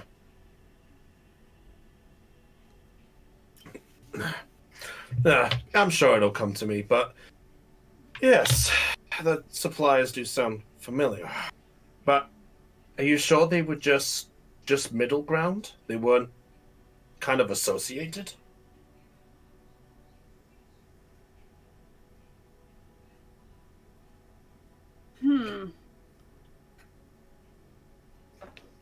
Would it be easier if I explain this information? In a way, yes. Even though I was privy to this, it would be better if you helped explain a little bit easier. Fair enough. Yeah. For the record, I passed this information to Lena. So well done, Lena. Actually, with some of that, well done. Thank you. Yeah, that was actually pretty good. Okay, so I try. okay, so I will say, for the sake of some levity, Lena was correct that the extra tabaxi group was called the Suppliers. They were an extra group of tabaxi that were kind of set towards the near base of the mountain, and their leader was a tabaxi called Flare Bringer. The reason that they did this is mainly it was a special sort of connection trade route that was kind of hidden from most of the others. In short, it was like the mayor, Argonaut, and Silvertongue. They did it as like a trade exchange. The idea is Silvertongue would have the tabaxis not only hunt for food, but they would acquire other materials to send down to Creo so that they could have supplies down there as well as a base there. They would have this stuff here, so it would make it look like the people wouldn't have to go up the mountain to acquire the stuff and find the temple. So some of the stuff they would acquire would be deer foxes, mountain boars, and yeti fur, as well as Vulcan plants and ice crystals. In exchange, the people of Creo would send stuff back to the tabaxi, which would be stuff like building materials and food from below, like fish, milk, and sort of building utensils like wood and stone to make better places and such. So that way, the tabaxi who were curious of the mountain wouldn't have a reason to come down. Oh, okay, gotcha. Yep. So in other words, the suppliers were kind of like your everyday, kind of like how can I put this? I would say more like they were middlemen, if you would. They were middlemen who were trying to keep the peace from both sides. It was like the mayors were aware of each other's sort of presence as it was, but to keep people from making any trouble, this was established. So another like peacekeepers. So they were kind of like mediators in a way. Yeah, peacekeepers, mediators. My favorite job. The extra information I can also pass on is, I will say, if Topaz is going to share this as well, the attack from Diction did do some damage to the suppliers. Basically, the majority of them were either killed, captured, or they managed to run away. And no one knows the whereabouts of where any of these extra suppliers were, but the only thing that is truly known is that Flarebringer was slain by somebody. Oops. And half of... No, what do you mean, oops? No, I pressed a button on the background and it played something. I'm like, no, don't do that! Alright. Sorry for people on the stream. It's alright. But the extra info to pass on was the tribe of the suppliers was mostly a team of roughly, to your last knowledge, Topaz, 40 tabaxi. So by that logic, because of that, Flarebringer was slain, and a good majority were either killed, captured, or ran away. It is unknown as of this point how many of them are exactly left, or even if any are up there.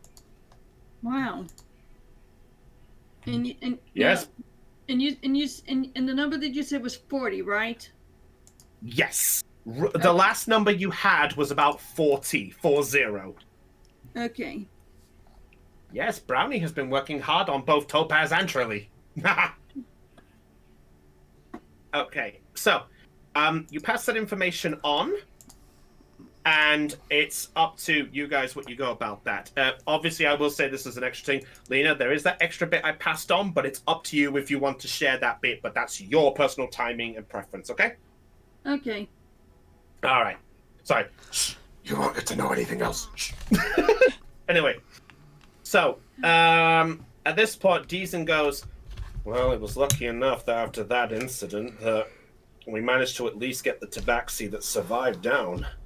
I think from what we gathered, I think about maybe 5 or 6 from the main village managed to get down safely. With Topaz here being one of them. Sorry to hear that, Topaz.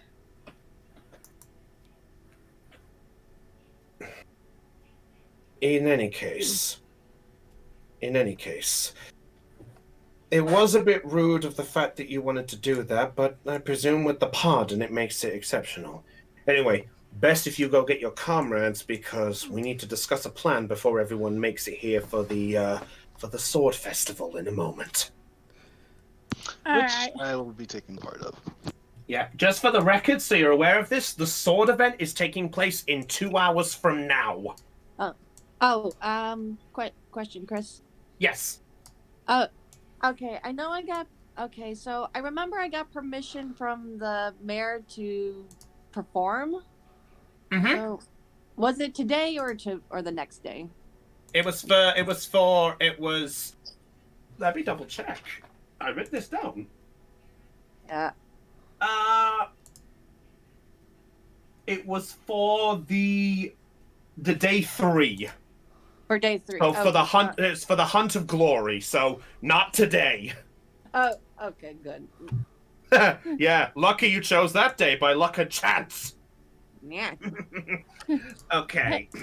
Hey, if anything happens during this competition, you can I'll be happy to heal anyone who's injured. Is that an offer from you, little dragon Yeah. boy? Yeah. I am a cleric, and it's my job to help people. Very well. I think if anything else, I think that can make up for the little moments. If you can offer to heal our participants if anything goes wrong, that will be the last pardon I will pass from you. Thank you. I'll do my best. Now, And let's go back. Oh, sorry. yeah, sorry. I was literally just about to say the same thing. I was just about to say, all right, go get your comrades and meet me in front of the statue. Okay? Yep. All right. Topaz. Oh. Sorry, just wait on. Oh. Topaz. Will you are you wishing to stick with all of these people for now, or do you want to help us set up the ceremony? I suppose I can help you set up the ceremony if you so wish. We've still got a little bit of work. If we do that while we discuss the plan, we'll inform you of what's happening. All right, thank you very much. All right. Just go help Deason with getting the weapons ready for the tournament. And Deason goes, right! I'm looking forward to this one. Come on, Topaz. Sure. All right. So those two go off, and the rest of you lot can go to the inn to go get your comrades, who right now are all waking up.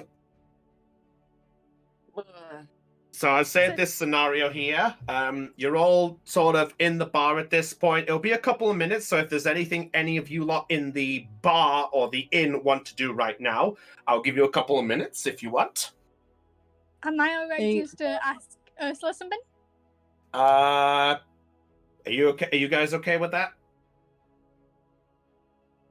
Okay. Yeah. All right. Yeah, we'll give you two a moment while you're walking back. Hey Ursula, you okay? That just happened. Usually, whenever that happens, it ends in either me getting locked up or beaten almost to death. Ethan. I can't believe I.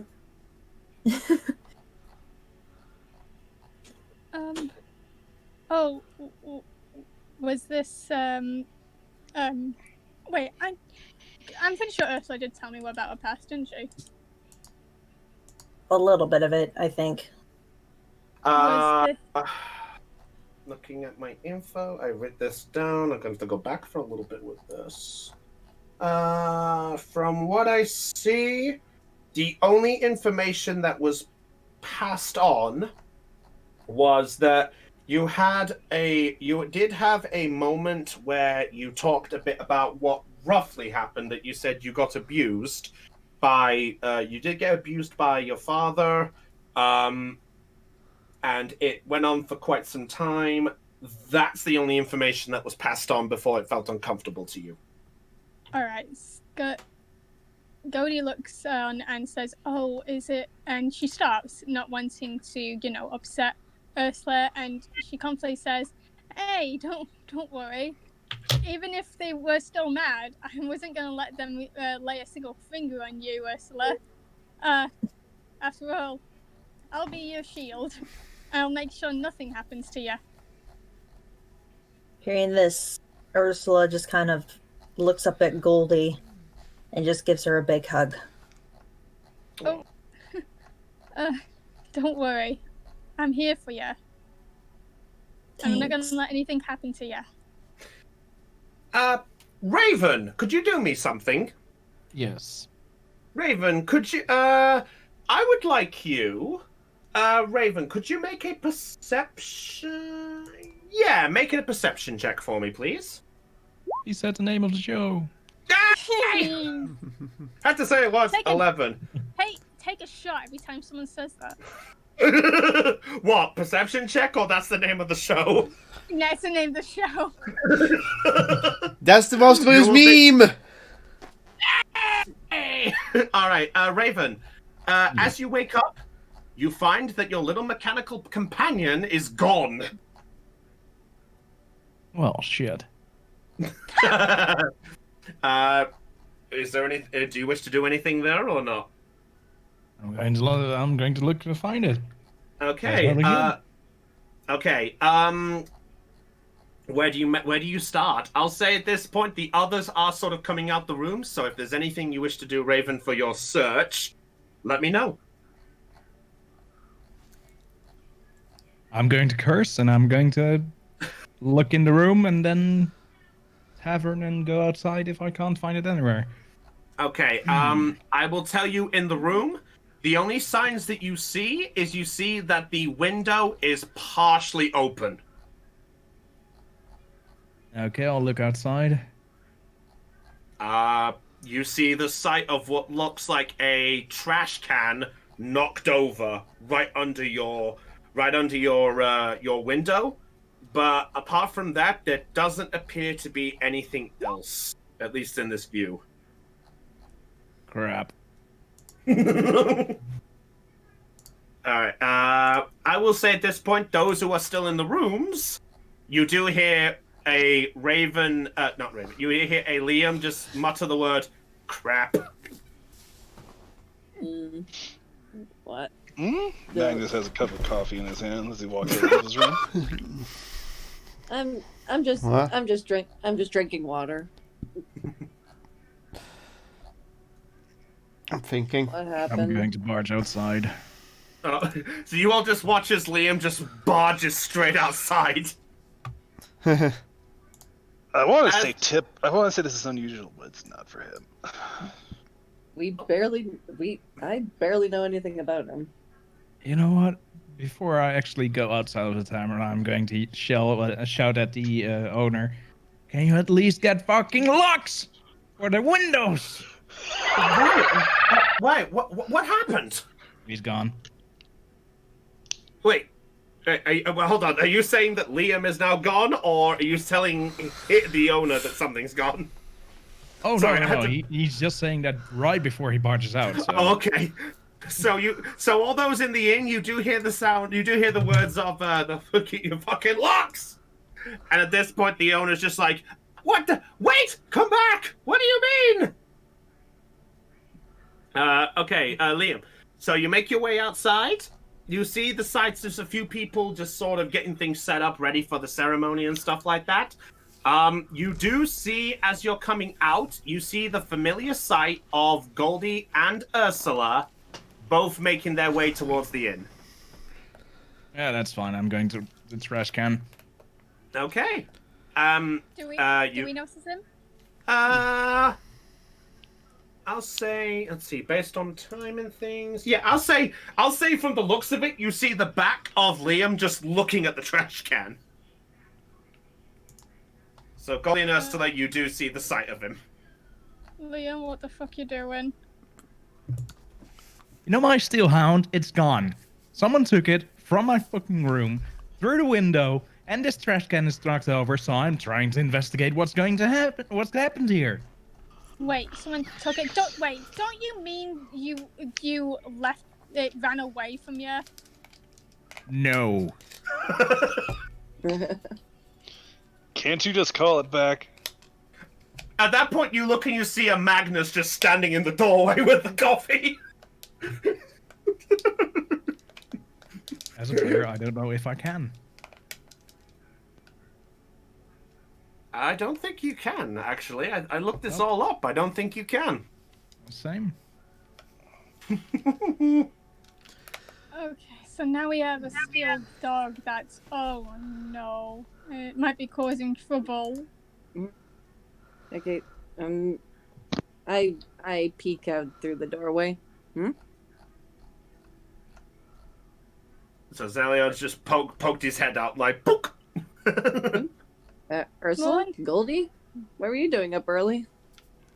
We went to see the mayor, and we were just talking, about that incident. But anyway, he would like to see us all now in half an hour, but it seems Liam here, misplaced his dog. So now it's somewhere. We don't know where. Oh, okay. I don't know anything about machinery, but if it's a mechanical... But it was like a mechanical dog or something, right? Yes. So, if you call for it by name or whatever you call it, I think it... I mean... I don't know machines, but I do know dogs. And I know that if a dog's owner calls for it, it'll come running back. It didn't just leave my room. It doesn't do that. It has been stolen. How do you know it's been stolen? Because it won't leave me. Oh boy. I just love the way that he's saying that. I'm sorry. All I right. just imagine Liam just walking closer to Zelion and just leaning in with each time he says that. And I'm just leaning back.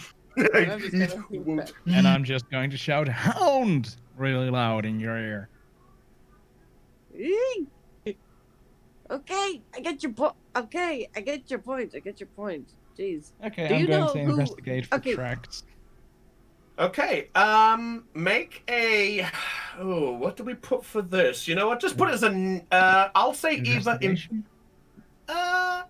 Yeah, I mean, it's more... Yeah, I'd say investigation. It's one of these. It's like, if you want to try and look for some kind of footprint, it would be nature. Investigation, I'll say, could be more detailed. Yep. Okay, 15. Okay. You do find that there is some kind of a sign. You do see the sight of a metal armor piece that looks like it's been ripped and has been just discarded next to the trash. But then you also see another one that's just a little bit on its west in this direction. Okay, I'll pick up the first one, and I'll proceed to the next one, and I'll try to figure out where it went. Okay. Oh, go ahead, Goldie. I was gonna say, can Goldie help? It's up to you. Would you like a hand? Yes. Alright, Goldie, nods her head and says, alright, I'll give you a hand. I then look at Ursula and Leon. Could you tell the mayor that me and Liam might be a bit late to the meeting as we're trying to find his lost dog? Sure. Right.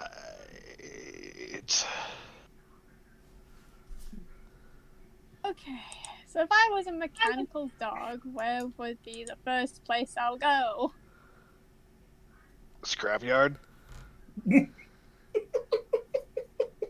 Have you seen a scrapyard here? Oh, the armory. Oh, wait. Yeah, you can't deny that one.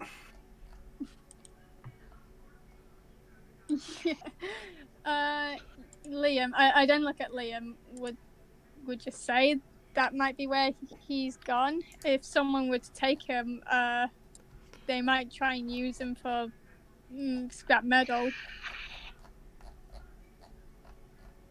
It's a good thing to go to if we can't figure out these tracks. Okay. Wait, hold on, animal. Oh wait, Chris, you said animal handling that we need to figure out the tracks, right? Nature. Nature would be nature. Oh, actually, sorry. Hold on. Investigation would be looking for stuff and like footprints and stuff. Nature would be discerning the footprint if you found one. They're both -2. Well, thank fuck I've got a +4. Okay, do you want to do it then? By the way, while this is going on, what is Magnus, Trilly, and Trip doing? Trip is I going was to. told to go to the mayor's office, therefore I'm going to the mayor's office. Trip is going to Madam Fingers. Okay. Trilly, what about you? A trip to Madam Fingers. You're going to Madam Fingers. Oh, goody! I got to invoke that. It might help a little.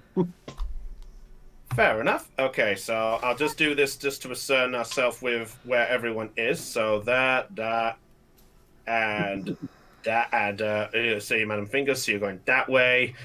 Topaz is with Deezen doing the work. So that's there. Okay, yeah. So do that. All right. Got you. I do have a question before we continue. Am I still needed? I would say at the minute, I'd say if we're going to need you, it won't be for another half an hour at probably best. Okay, because I was going to possibly hop off early and get me some food. There is something that I did want to say before I did dip out. Go on. Every time I hear that woman's name, I want to bust out laughing. Well, it's the stuff that happens. All right, if you gotta go get your food, go get your food. Okay, thank you very much. I really appreciate it.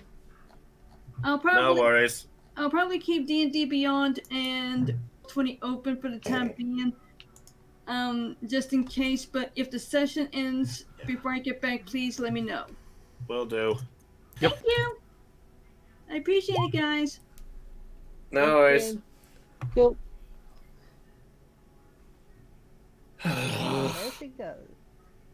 Well, at least we got the majority of the stuff I wanted out the way. Mm-hmm. I'll say that much.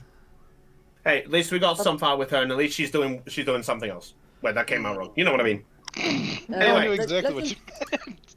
Move on with the story. Yeah, we got what we needed with her out the way for this session. That's what I meant. Hey, we're still I streaming. meant no disregard. Yes, I know. Sorry. I just wanted to clarify that by my actions, that's all. Anyway, let's see. Raven with that 12. Let's see. Nature. Hi, Kitty. You do I'll say, you know what? I'll be fair. With that 15 of the investigation, I'll say Goldie is there. I'll lower the DC a bit. I'll say you're able to at least discern that there is the site of what looks like a couple of, like the dog footprints, as they were, and they look like they've sort of pulled in the ground. But that's the best you see, and you see the pull going off in, if I could do this, in this direction. When you say pull, is it like a drag? Yeah, it's probably a good way to properly describe it. Yes.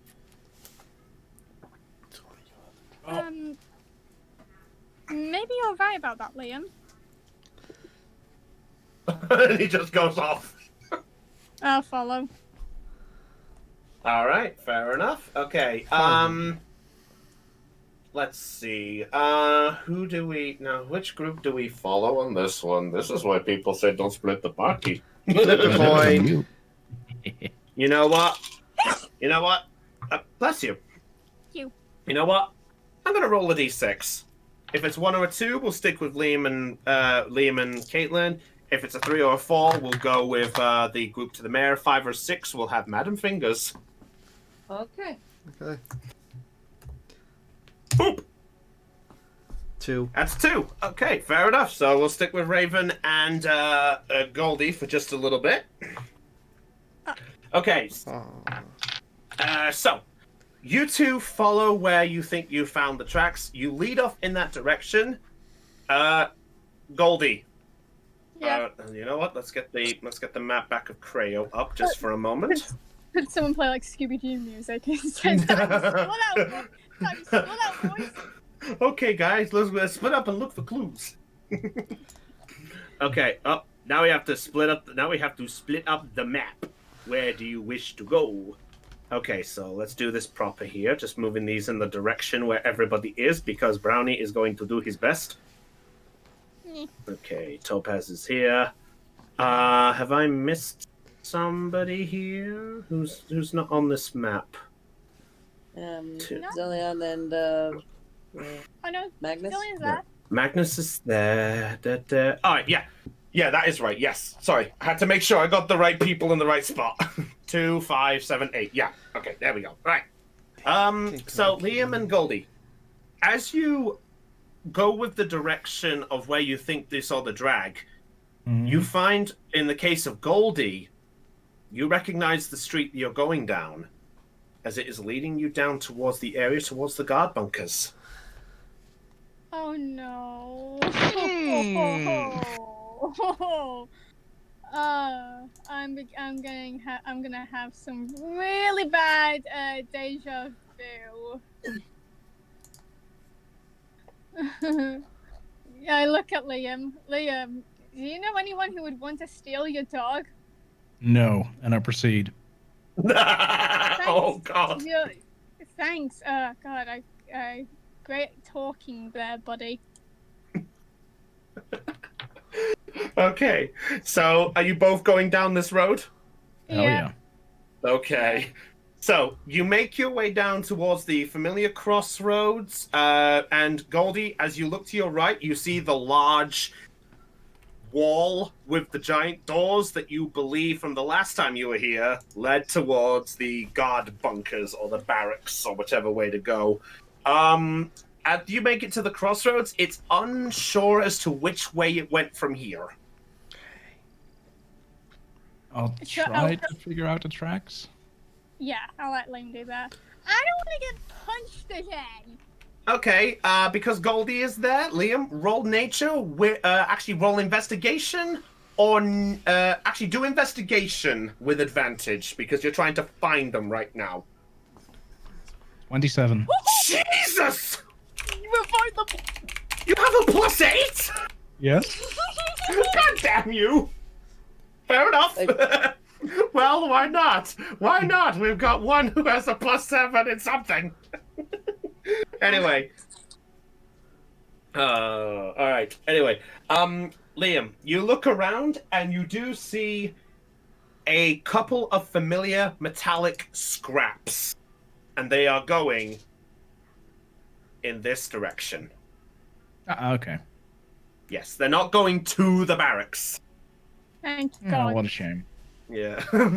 It's lucky you got that 27. Otherwise, it would have been fun to see what would have happened. Changeling, so, someone else might have found out. Oh, shit. I forgot about that. I forgot you're not. Wait a minute, wasn't Goldie there when he changed? Because wasn't Goldie on?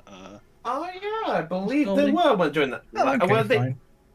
Yeah, so Goldie is at least aware of your abilities. Yeah. Alright, but yes, so you see them go off towards that small pathway. Yes. Yeah. Okay. Alright, as you follow down the alley, you do begin to hear the sound of, like, rustling. Okay. And you hit, and you then, you know what? Both make perception checks for me, please. I'll be fair. You said the name. Oh! Oh, you take another shot. Okay. Ooh. A 6 on that. Oh my god. I like. Oh God. Raven can find things. He just can't look at things. Where did I Okay. put my eyes? Hey, I found my eyes. Motherfucker, I know Oh. Okay. You both vaguely just hear the sound of a slight murmur, but you're unable to discern exactly where or how far it is down this alley. It's fine, I ready my weapon. Oh, okay.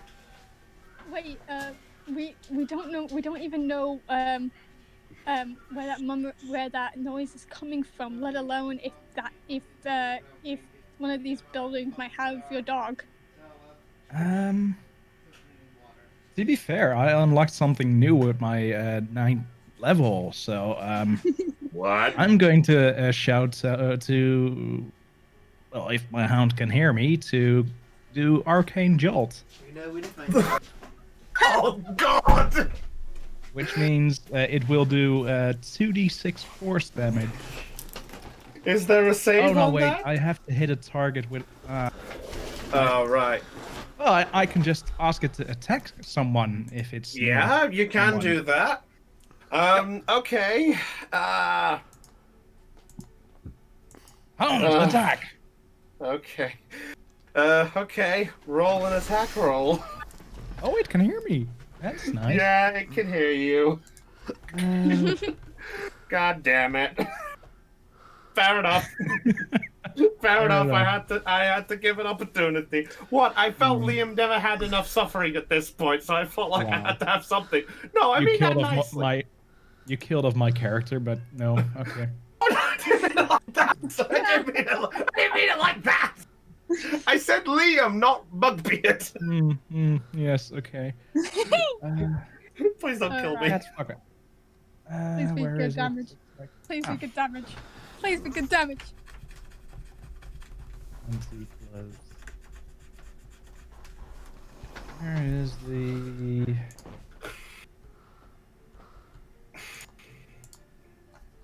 Really? Uh-oh. I don't like that Oh, roll. it's only a 12. Okay, that misses the target. Actually, hold on, let me double check my... But do we get to hear any noise? That's a good point, actually. You know what? I'll allow you both to make one more perception check because of that. Okay. Wait. Would if before Liam does he does it anyway. He's just done it, yeah. Yep. Sorry, I should have verified first, sorry. I was gonna say, would Liam be able to give me advantage because I have Yeah, plus because 4? you got the you got the +4 technically. Yeah, fair That's enough. great. Oh jeez! Destroyed. You didn't even need the advantage. Yep. All right, Liam. You vaguely hear the sound of what sounds like a scrape across metal. Goldie, you're able to pinpoint it that it is further down the alley, and you actually hear, because of your dragonborn ears, you hear the phrase of, "What the hell? Why is this thing starting to attack?" It's down here. Go, Yeah, Okay, go I'm gonna find run. that it is coming from the little area over here. So I'll lead Liam to that area. Okay, so you're about here. Okay, It's the closest we can get with the map.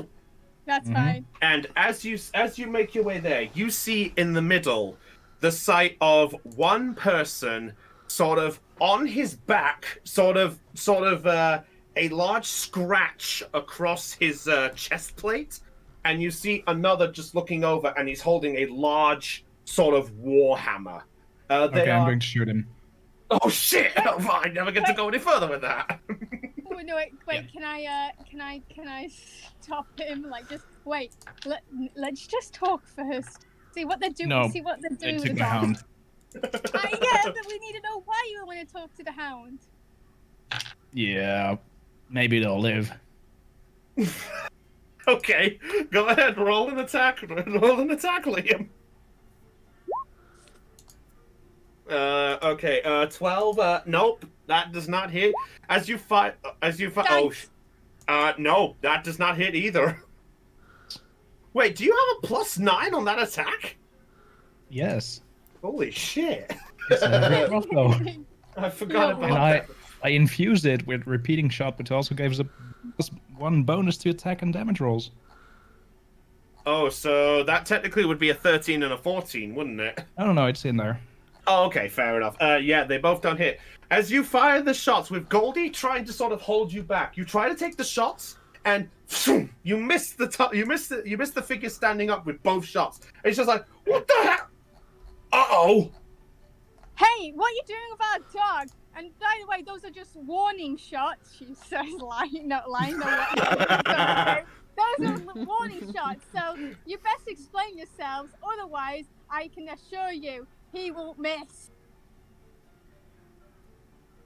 You see the figures look over at each other, and it's like, hey, it's not our fault that he had a nice fine target in the window. I mean, haven't you heard that little song? It's that song of how much is that doggy in the window? I shoot again. All right. Again. No, wait. Oh, go ahead. I'll allow you one shot. Well, Oh, that's it, jeez. Yeah, Oh no. that hits. For 12 piercing damage. Okay, you fire the shot, it shoots him right in the leg. He's like, oh, what the fuck? What? And now we're rated R. Are you Oh. firing? Are you firing again? I'll shout for the guards first. Oh, wait. okay. And I'm going to- Let, Yes. let's just, like I said, let's just find out why they want to take the dog. Oh, the guards can figure that out. You know what? I'll shoot the other leg then. You're going for the wait. other leg. He's gone full monster! What if it kills him? Not gonna. Wait, 21 Chris, hits? That hits. Chris, oh wait, I was gonna say, Chris, is it too late for me to block it? Well, he has double attack on that thing, so he has to. Ironically enough, he is very close. Good. Okay, this I'll aim guy- for the other one. No, wait, I'm gonna have Goldie's like standing in front of him saying, enough! Oh, Enough! You're going to kill them if you keep this up. Well, they're trash anyway. I get it. They stole your dog, but please, there have to be a reason to. You don't. I'm sorry. I'm going to walk up to the one that was prone and just keep my crossbow next to him. And I'm Yeah, going to no. shout for the guards again. No. Okay. Wait, can I? Sorry. Yeah. Am I alright to walk up to the guy that's injured and use cure Yeah. wounds? Yeah, you can. Oh, dear Okay. God, no. Hey, she's allowed to. It's her choice. Yep. True. Yeah. In It's fairness, going though, to be really in hard for him fairness, to run away with 2 arrows sticking out. That what is is technically magical? true, but she's at least proving there's no complete ill intent, at least with one of them. Okay, wait. Okay, Okay. roll that cure wounds thing, Goldie. Okay. What I'm level gonna are you use- casting it? I'm probably gonna cast it at level 4. Wow. Like- Okay. Like you said, he's nearly dying. Well, he's going to be captured by the guards. He doesn't need that much health. I They don't can heal care. him. I don't care. Okay. This opportunity. While you're healing that one, the other one with the bolt and Colonna pointed at him, he's like, okay, please, just don't shoot, please. I'll tell you, please don't shoot. Yes. Okay, 22 points of healing. Okay. Well, okay. Oh, wow, that is actually nearly all the hit points he just took. He's just essentially just taken 4 points of damage, technically. Okay. So I heal him and I look at him saying, you okay? Yeah, yes. What the fuck? Don't steal Okay. from me. Kid. Just give him the dog. Okay. Just don't shoot me again. Oh. Okay. And now, don't worry. Don't worry. I'll make sure he doesn't shoot you. I glare at him. But I just want to know, when I say that, and I just want to know, why did you steal his dog? It was something we saw him with on the first day, and it looked valuable, and look, I'm just trying to make a living. Do you have a place to go? Or Of course we have a place. It's just hard. We thought we could sell that thing for scrap. We just had to get the parts off him. If we knew that doing that would get a frickin' heavy bullet in our leg, I would have said no.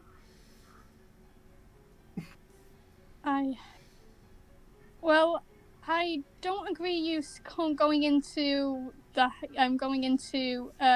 Liam's room and stealing the dog, but I understand when someone is so desperate they'll do any means to survive. You do? Yes, I remember an old friend of mine used to say that to me. I'm referring to Marco. Oh. Yeah. Perhaps.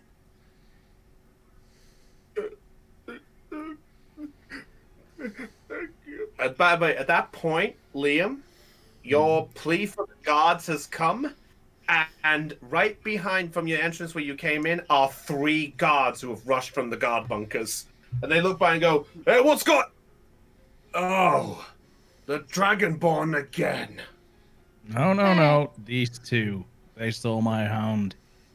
Wait. Let them explain themselves, please. Plus Liam kind of took care of it when he shot 2 of his crossbows into his legs, into this poor man's legs. And it fucking hurt. That's the point. And you see the guards at this point look at each other and goes, well, that's appreciated. By the way, at that point, you now get a look at the one who's prone. Actually, the one who's got his arrows in the kneecaps. He slowly begins to stand up as best he can, despite that. And you see now on the bottom of his cloak a familiar-looking symbol. What's the symbol? It's the symbol of the Black Pen. What? Yep. What? Wait. Well, does Goldie notice this actually? I'd say, with you being right close, I'd say, yeah, you're able to discern it. Goldie quickly, grabs him by the shoulder, not tightly, but says, "That cloak. Where did you get that?" Oh, you like it? We were given these if we could.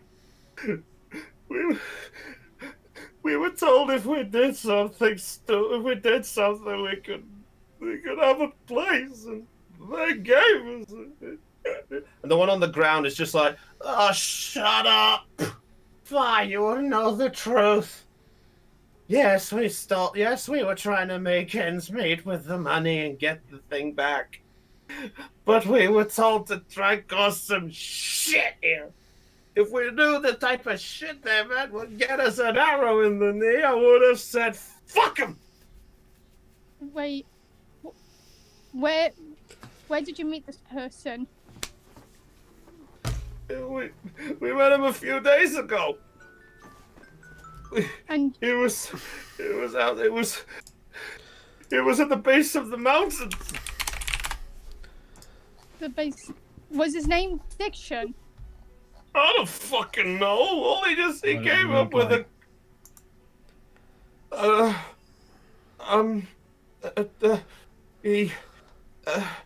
no, wait.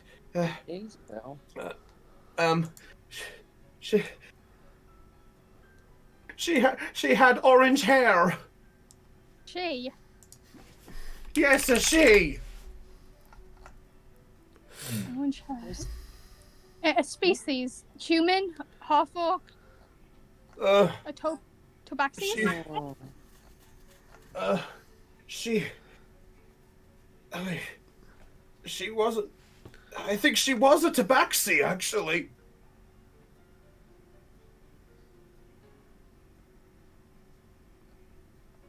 Did she say that when did she say anything of when you two would like to meet or would meet again? No. Or She just said if we cause some shit for the town of Grayo, we could be given a place.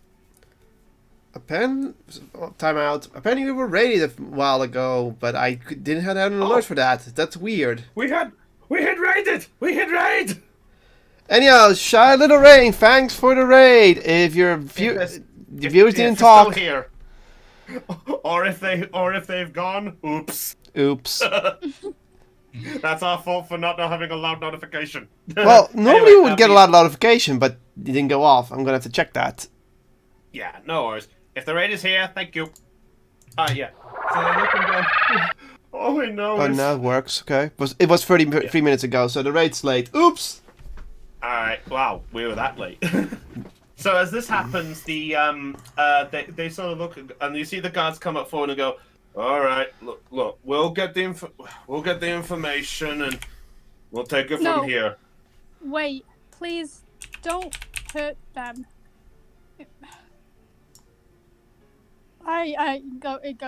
Goldie says like desperately, and she says, "Listen, is there like anything that the mayor could do to help them find a place to live? And maybe I understand what they did. What they did was stealing, but please, I think they've already suffered enough." Make a persuasion check. Oh. Liam, what are you doing? I'm going to say that the law should decide this. Okay, fair enough. In which case, I will increase. Are you saying that out loud? Yes.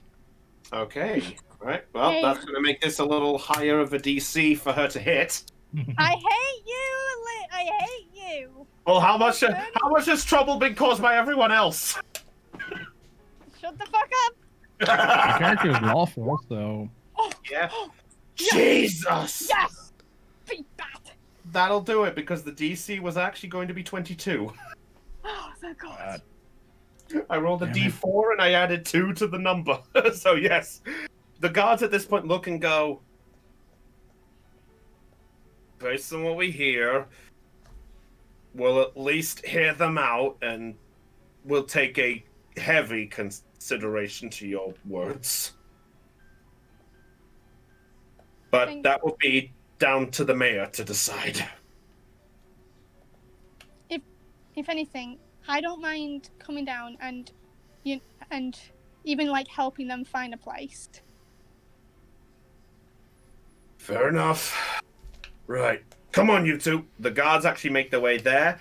The one who walks over to you, Liam, and such, he sort of grabs the cloaked figure that's on the ground, and he looks at you and goes, "Can you get off, please, sir?" Sure. All right. So they take the two guards. So two of the guards grab hold of the two figures, and the third one walks over to you, Liam, for a moment, and goes, "So this is your beast, as it was?" Indeed. And I cast mending on it. Okay, yep. You actually you cast the mending, so yeah, I believe that pushes it back to full health. I think with mending, right? It is a D. What is it? I have to roll for it. Yeah, go ahead. Make a roll and see how much you recover. 2d6. Okay. Ooh. Where is...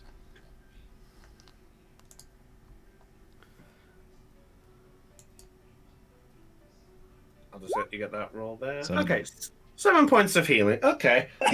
I can tell you that it has taken 17 points of damage already, so it's got 10 points down from its current hit points. Okay, I'll just do it on the way to the mayor's. Okay, that's fair enough. All right. In that case, and you know what? We'll give you a roll there. All right. So at this point, the guard actually looks up at you and goes, "I've never seen such a fascinating piece of mechanical. This is mechanical, right? Oh, partially. This is incredible. I've It's only also heard of- infused. Infused. Oh. I you have to forgive me. I'm intrigued by such a fascinating piece of machinery.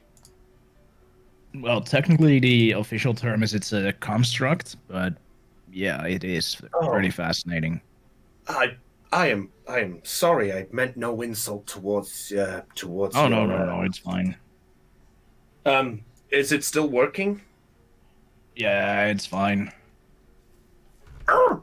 It's in better shape than those two would have been if she wasn't here. I can tell that would have been quite nasty. So at least I appreciate you withholding your shots, as it was. Well, they would have been able to leave, but in a bit more pain. Cody just glares at Liam. Shaking her head. What? Well, And- any. Oh, sorry. Go ahead, Caitlin. I was just going to say, you're not really good at knowing compassion, do you? I am, but not when they do this to my hound. Roof, roof. Indeed. Just gives like a rough little roof, roof.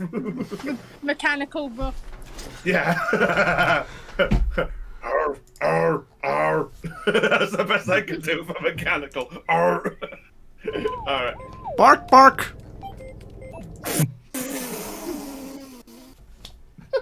Right. Forgot about your fucking soundboard. Oh no, that was my voice modulator. Okay, either or. All right. At this point, the guard looks over and goes, "Anyway, in any case, we'll have a proper conversation with these two about the details in this black pen and this figure that they're working for. But in any case, we'll take to consideration the Dragonborn's compassion and the fact of the damage done to your construct, and we shall see what fate shall befall them from there. But I can only promise that we will give them as fair as we can for both sides of the argument." Fine. Anyway, with respect, I'll go and make sure they're all right. Enjoy yourselves for the rest of the day and the rest of the festivities. Quick question, actually. Yes.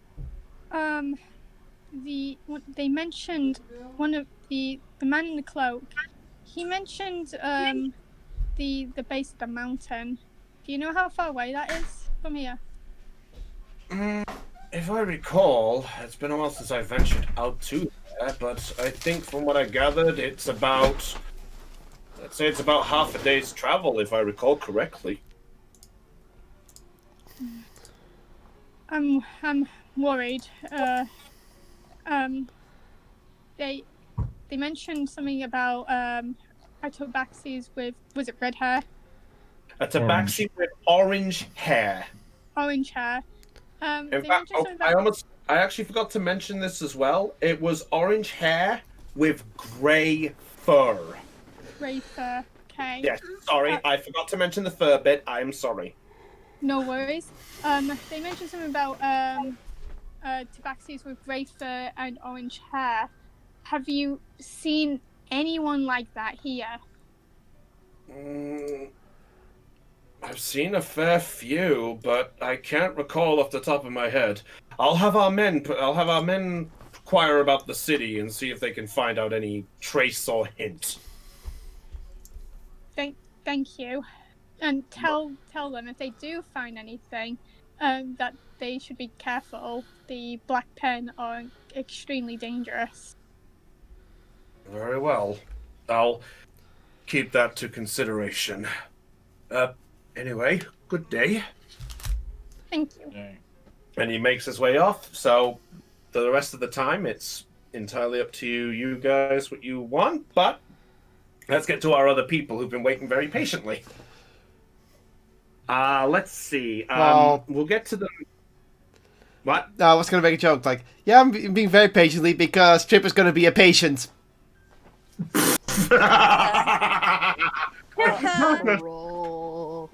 Doctor, hey, Doctor, hey, with all this D&D stuff, Doctor, I'm afraid of backstories. When did this start? I love that joke, I'm sorry.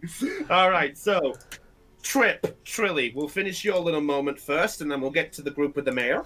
Mm-hmm. All right. Sorry to you three, apologies. I just figured we get this stuff out of the way. All right, so, Trilly. Okay, yeah, so...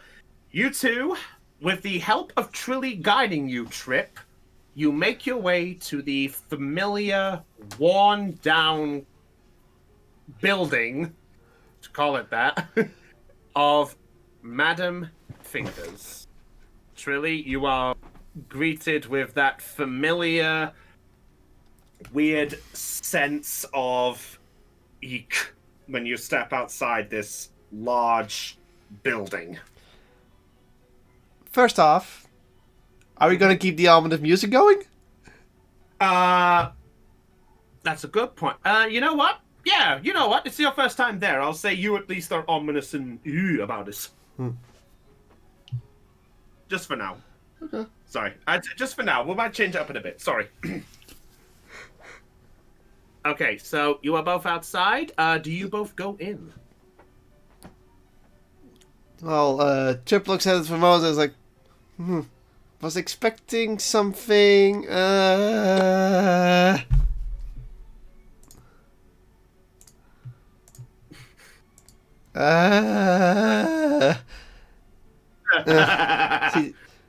She shrugs and goes in.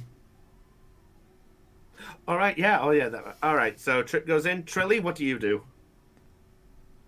She'll follow Trip in. Okay. So, you both make your way through the slightly worn door, as per usual again. Well, for Trilly anyway. Trip, you are greeted with this sight of... with the sight of potions and concoctions and weird trinkets all over the place.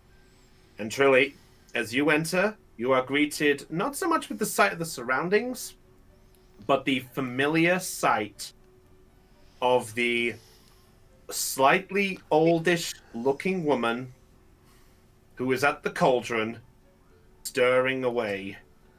And then as she sees you enter, she goes, "Oh, hello.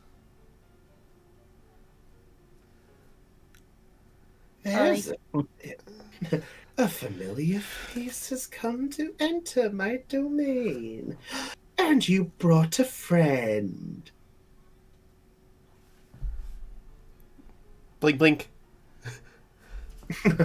You watch as the figure just pulls the stirring stick out, pops it to the ground, and makes her way over. Her hands sort of clasped together, like one of those sort of businessman type of people.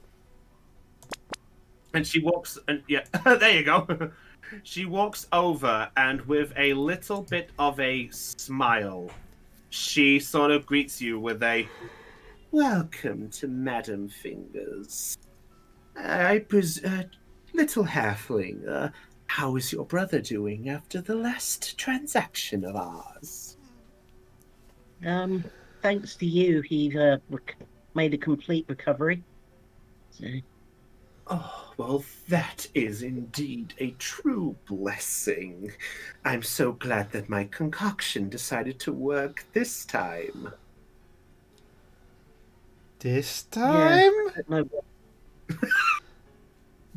Oh, forgive me. I don't believe we've had the pleasure of meeting. And she sticks out this rather bony sort of thing, normal hand. "I am Madam Fingers, and who might you be, my tall, hairy friend?" Oh, I'm Trip, and well, Trilly here says you are very good at helping people out with bodily problems, so to say. And she gently shakes the lady's hand. Very gently.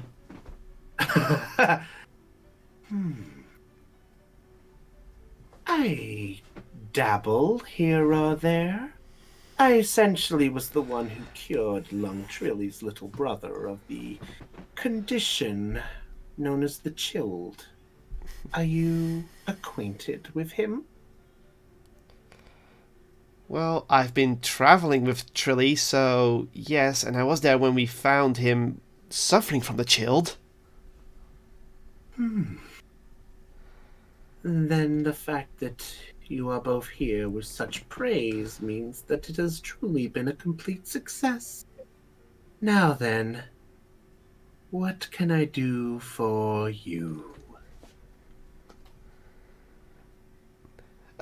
Trip looks around a bit awkwardly, and she scratches the back of her head, then looks back and says like, "Well, I kind of ate something, and it needs to come out real fast, as in, right now would be very nice. How it comes out, well, preferably the same way it came in, via the mouth, but, and then she just, goes back and thinking of how to word things.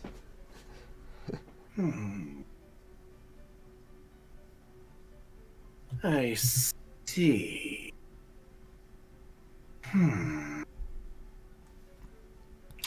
And what exactly did you devour that would cause such a problem?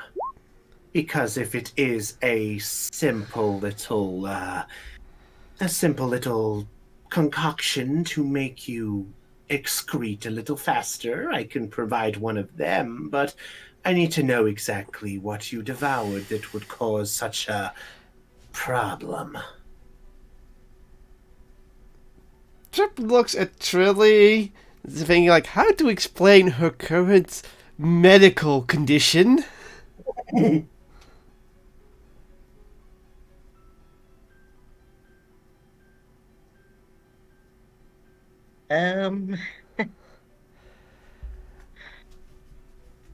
Trelly is suddenly wishing she was anywhere else. You came this way. Essentially, my friends swallowed this crystal. crystal, you say? Yeah, it's, like, Trip said, it's probably best it came out the way it went in, rather than, any alternative. So you wish to vomit this back up? Yeah. Trip Huh. Trip looks with a sour face but nods. I think I might have a simple concoction like that. Possibly. And she sort of shuffles her way over to her small cabinet close to the counter. She sort of looks through and goes, let's have a look. Tell me, did you chew it up or just go down in one? Go down in one. Ooh, that's going to be a bit more fun. I'm having fun with this character, I'm sorry. That's okay. And this Trip's like, okay. At least someone's having fun. Let's have a look here. I believe... Yes, this should do. And she pulls out this small, sort of black glass-colored vial. Sort of the size of... Well, the base of it is the palm of the hand, but the funnel is sort of like a small little point. I guess the best way to put it is, think how a pin looks. Mm-hmm. Kind of like that. And she goes, this little doodad is able to make even the standard of all creatures release their inners to a point that is, well, let's just say you'll be able to find out how it looks very quickly, but it might be very uncomfortable. Trip doesn't really gulp. He's like, well, it's better than the alternative. I believe it does. But just because I'm curious, what kind of crystal did you exactly swallow? What made you want to take a precious metal like that? Trip scratches her head, but then decides to just be honest about it. Oh? Let's say it is a magical crystal and a necromancer wanted it, and, well, let's say it was better to be inside my belly and then trick him than, you know, have his way with it. I see. Ooh, that's a new one. I've done this for a long time, and that's a first for me. Oh, young Trilly, you are traveling with quite the party. Certainly am. Now then, I believe this should do the trick, but I must warn you, you must drink the right amount.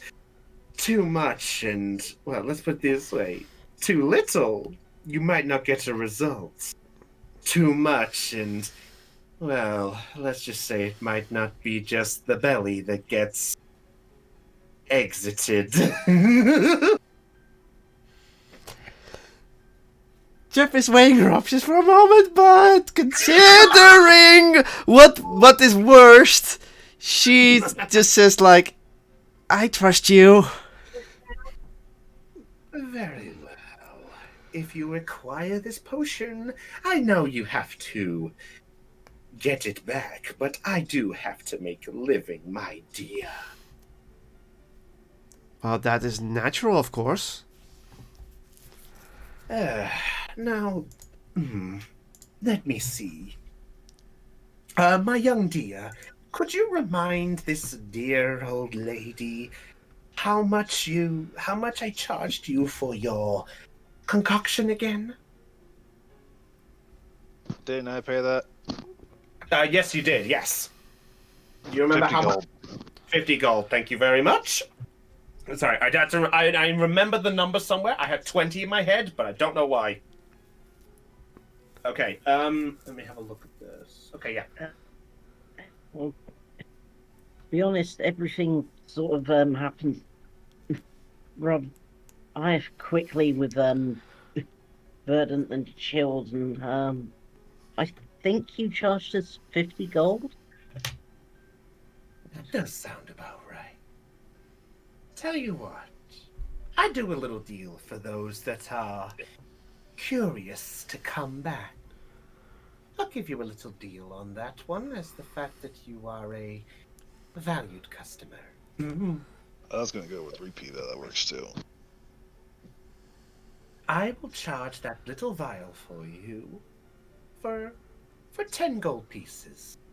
It would have been 20, but I guess you could say I'm doing a half deal for a halfling.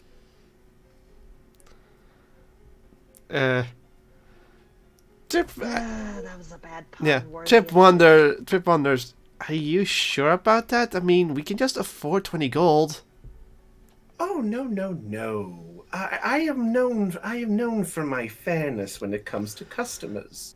In fact, it's a little, since you're new around here. Normally what I like to do is the first sale is a traditional value. But the next one after that, it is a cheaper, but only for that one. And then it goes back to see if you're brave enough after the second purchase, so to say. After all, with all due respect, you could probably look at me and think I'm mad. Trip just pulls a face like, you are right, but she really doesn't want to say it.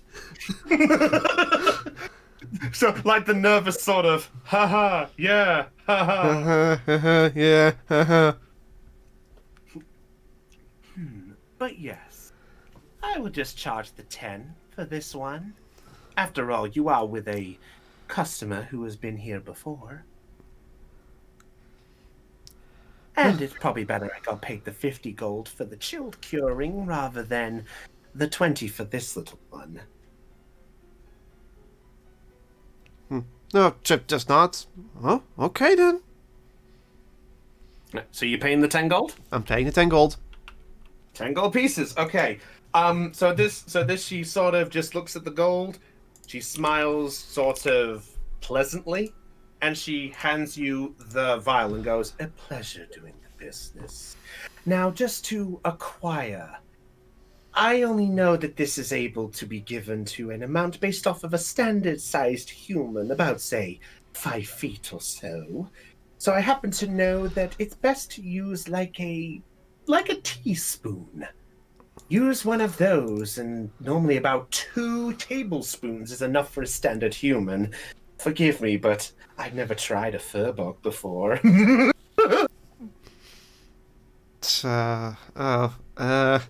2 for normal human, I guess 3 for furbog? It's worth a try. Be sure to let me know so I can write that down. If it helps others, I don't see why not. Oh, very well. Anyways, anything else I can do for you? Trip looks at Trilly. Not at the moment, but if I do need anything, I know where to come to. Oh, you are such a sweet little one. And she sort of raises her bone sort of like hand and just gently pats you on the head slowly. All right. Is that all you're after? Yeah. Yeah. Okay. All right. I'll say you both leave, and what are you guys doing? Are you making your way towards the mayor situation, or? Well, I think that Trip probably wants to, get the shard out ASAP.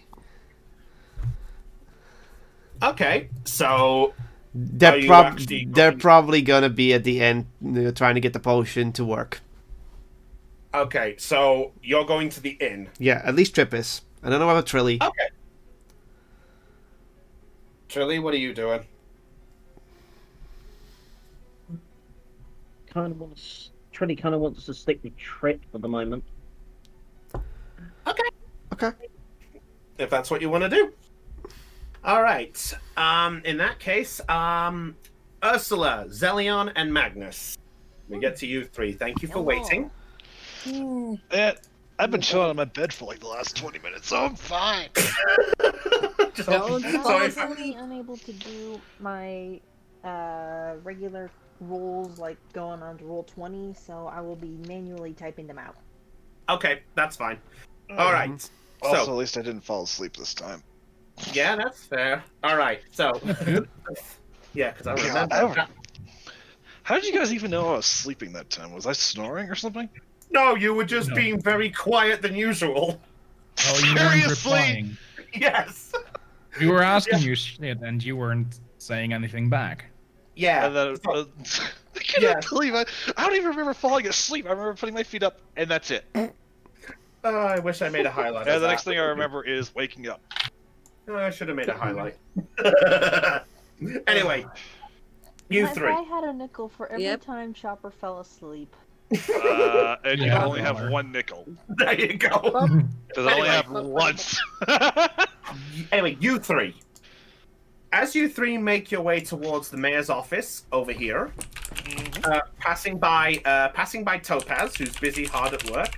She's not in this call, but I'll just say that she's busy working hard. She just sort of acknowledges you walking by. So you guys make your way over here, and the mayor's house is basically this one here, just so you're aware.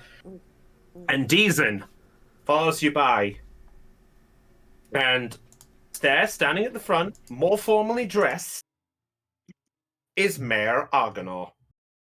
He looks so. Mayor. Oh, good morning, the lot of you. Magnus, good to see you, and Ursula. I Morning. don't look him in the eye, but I Yep. give him a small nod. Ah, and Zelion. Ah, I'm so happy to see that you are with us. Tell me, how have you been enjoying your stay? It's been all right so far. I'm glad. Also, I'm sorry for the FF9 music. I had to put it on. All right.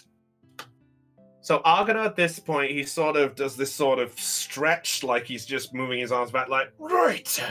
I believe I asked for all of your comrades.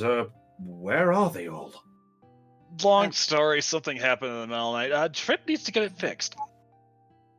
A trip? Huh.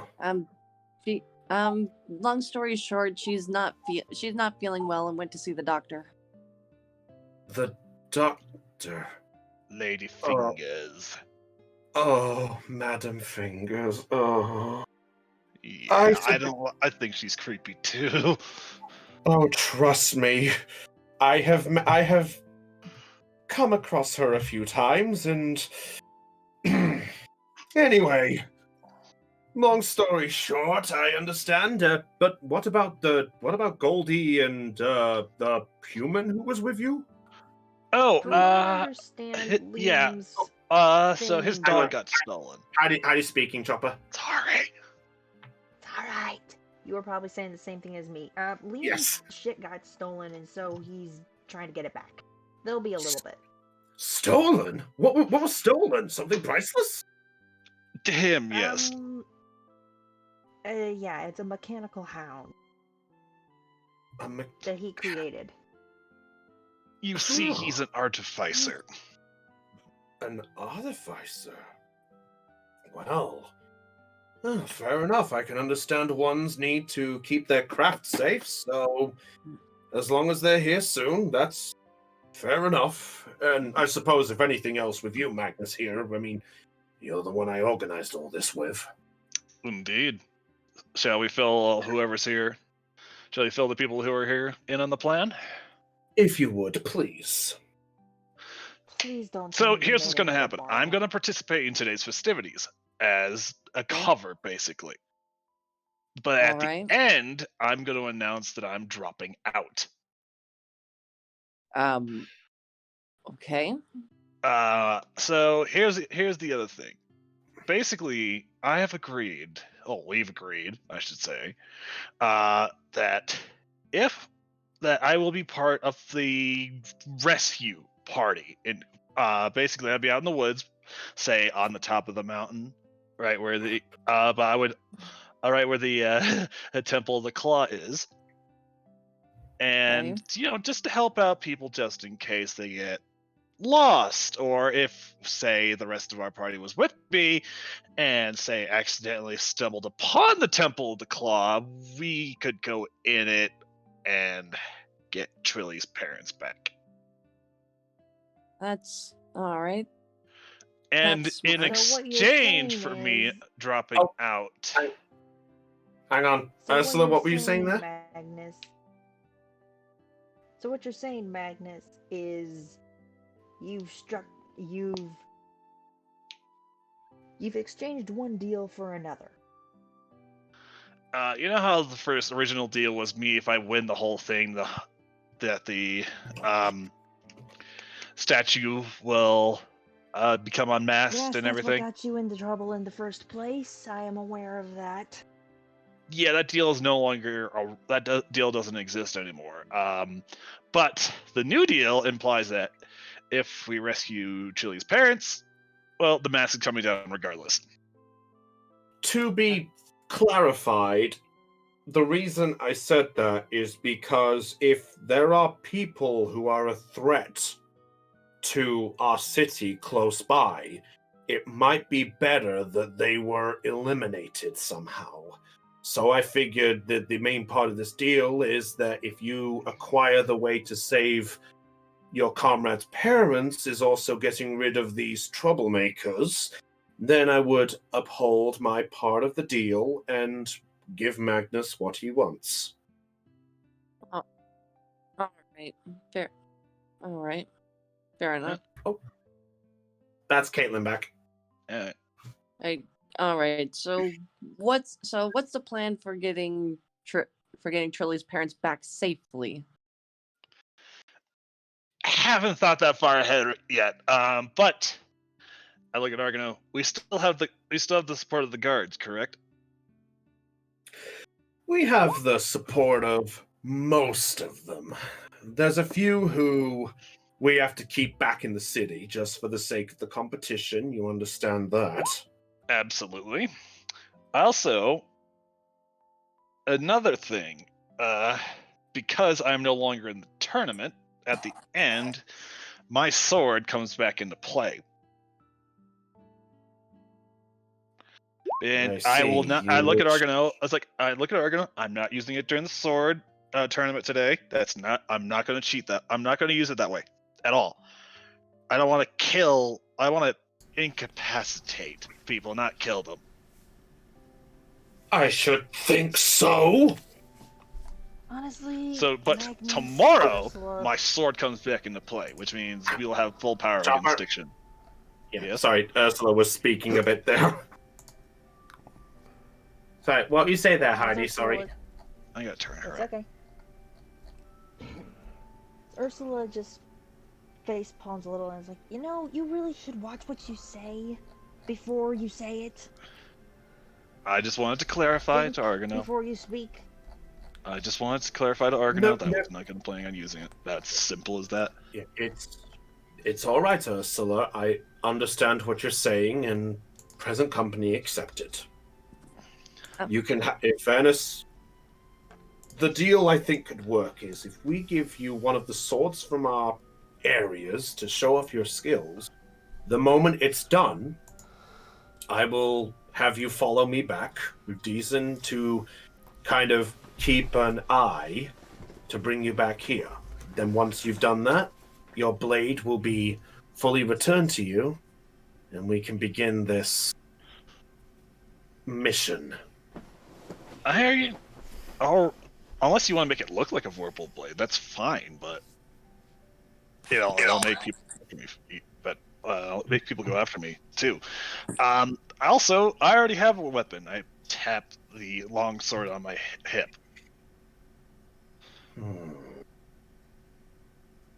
You may inspect it if you want. I put my hands behind my head. You may inspect it if you want. I'm not going to touch it. Normally, we would give weapons, as he makes his way closer, we would give weapons to kind of make sure that everyone's playing with a fair dealt hand, but, well, this does look like a standard craft. I must admit, it's not bad, actually. I made it myself. Okay, I raise my hand. Question. If I'm assuming this correct, okay.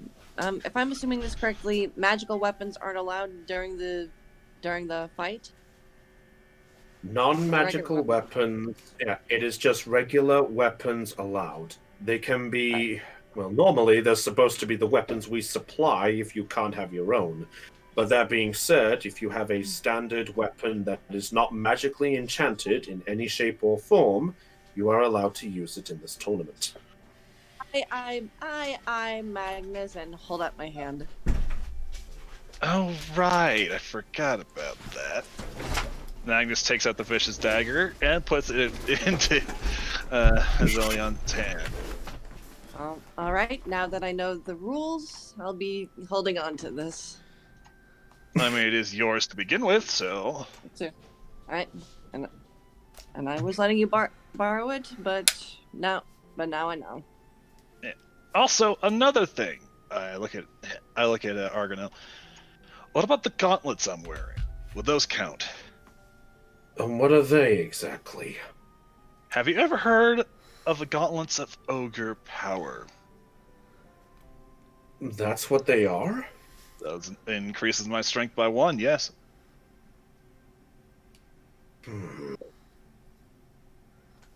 I presume you're going to need them for the...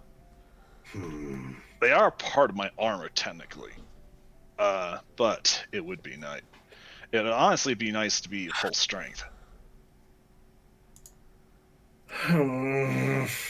It's entirely up to you. If you want me to remove them, I will, and just get some regular ones.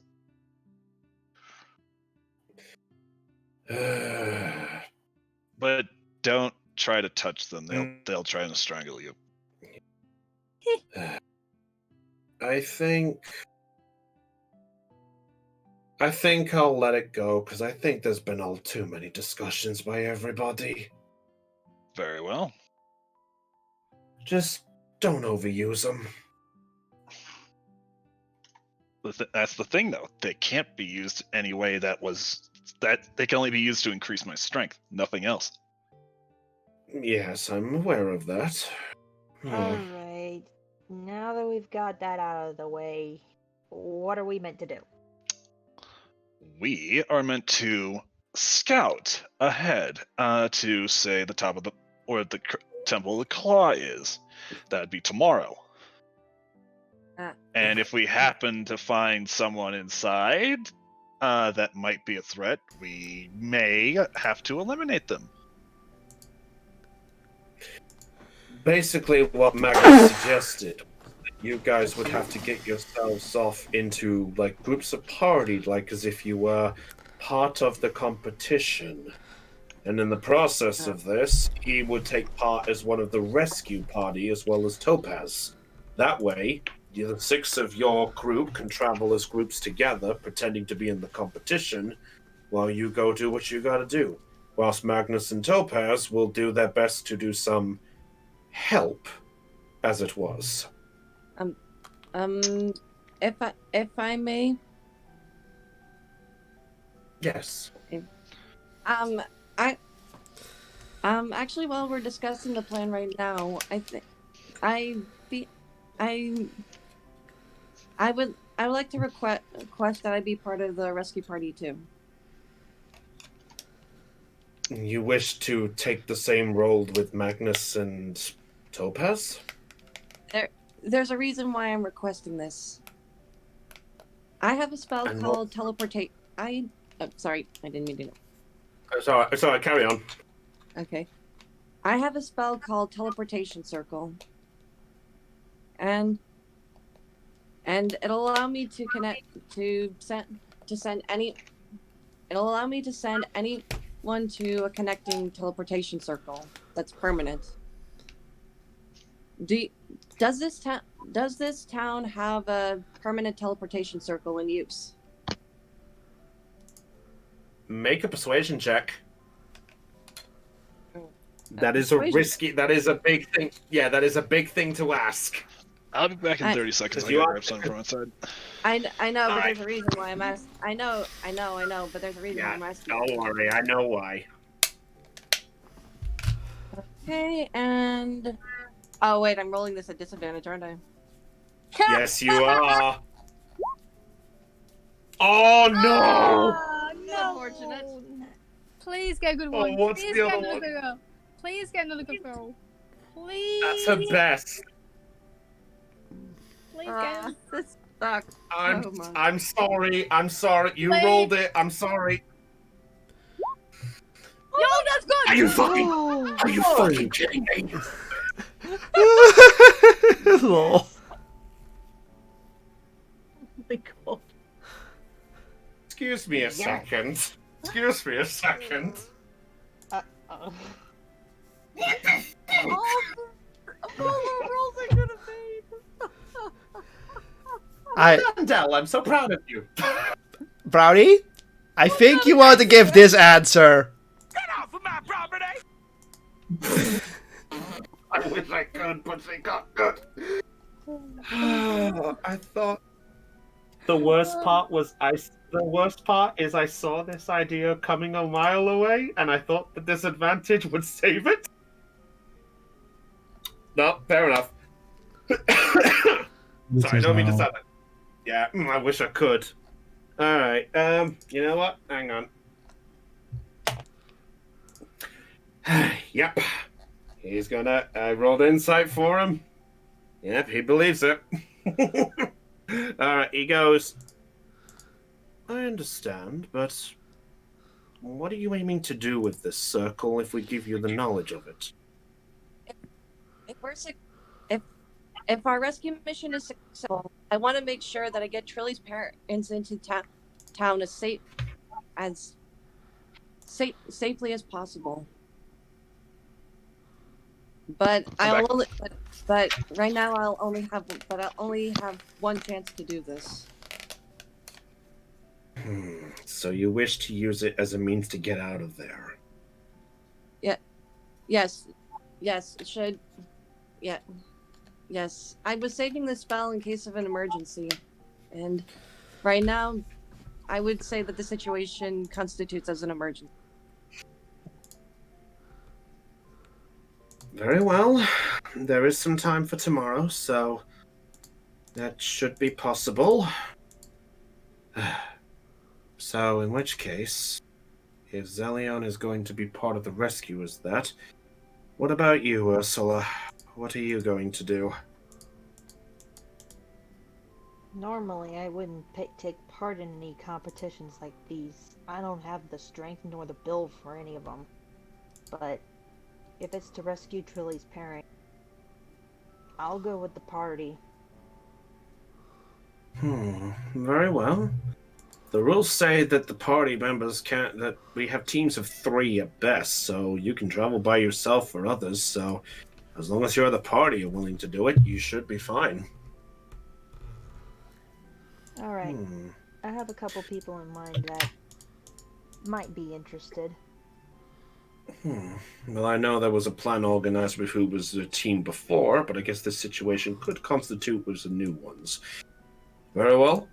Make sure you let me know by the end of the day which teams are coming up together, so that way we can keep an eye, and that way we can make it look official. All right. Right. Zelion, follow me. I will lead you to where we have our circle in the case of emergencies. Magnus, Ursula? Yes. Might be best if you get yourselves prepped up and inform your comrades what's going on. Agreed. right. And with that, is there anything else you wish to ask him? Nope, that'll be it. Magnus is just going to turn on his heel and walk out. Heidi, what about you? Yep, I'm just gonna follow Magnus. All right. So you both make your way there. Right.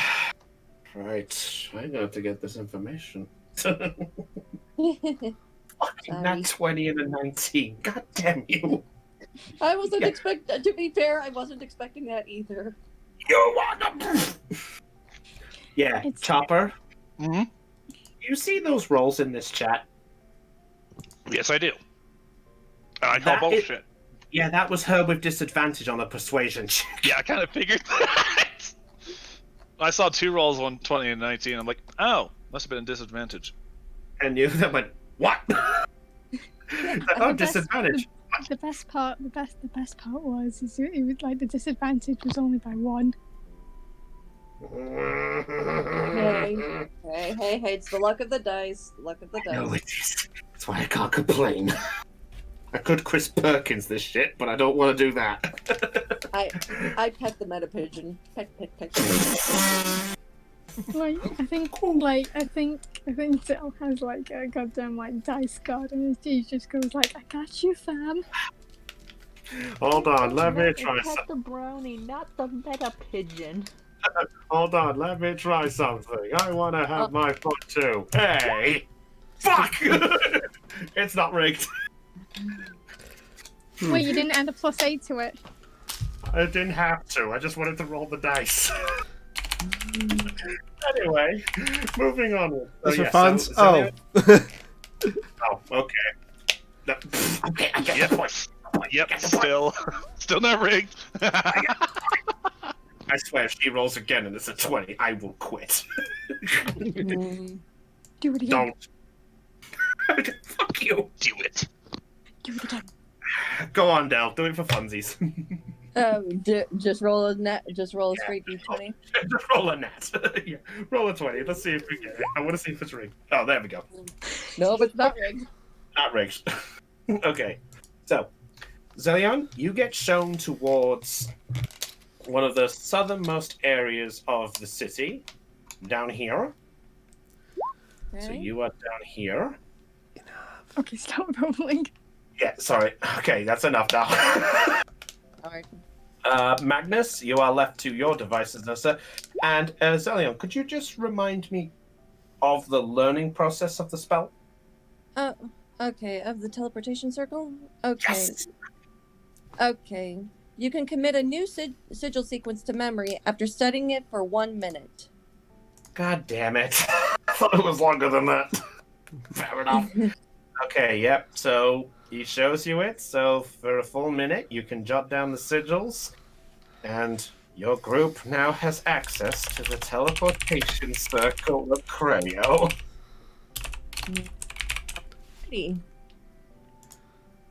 Got it. Chris.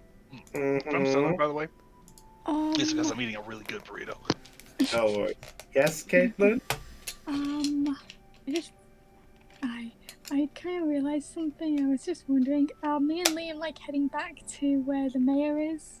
Yeah, I'll say at this point, the two of you actually bump into, I'd say actually technically you would all be sort of together. Just Magnus and Ursula would be more the center of the square and Zelion would be there. So yeah, you two would bump into the mayor and the group at this point.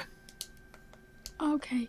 So yeah, I'll say you both do. So yeah, you know what? Get you both there.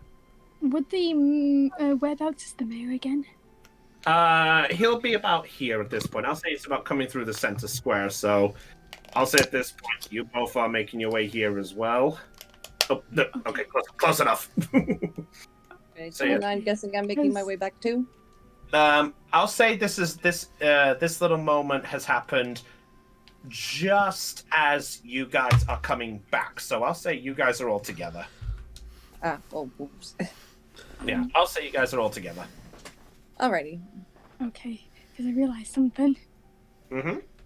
Okay, that I probably should like quickly tell the mayor. Mayor, So I am sorry for being late, but me and Liam have some important information that we need to share. Some information? And what kind of information would that be? I feel like someone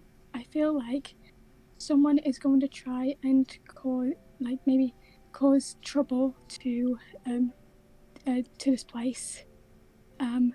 Me and Liam were looking for his dog, and we came across these two thieves.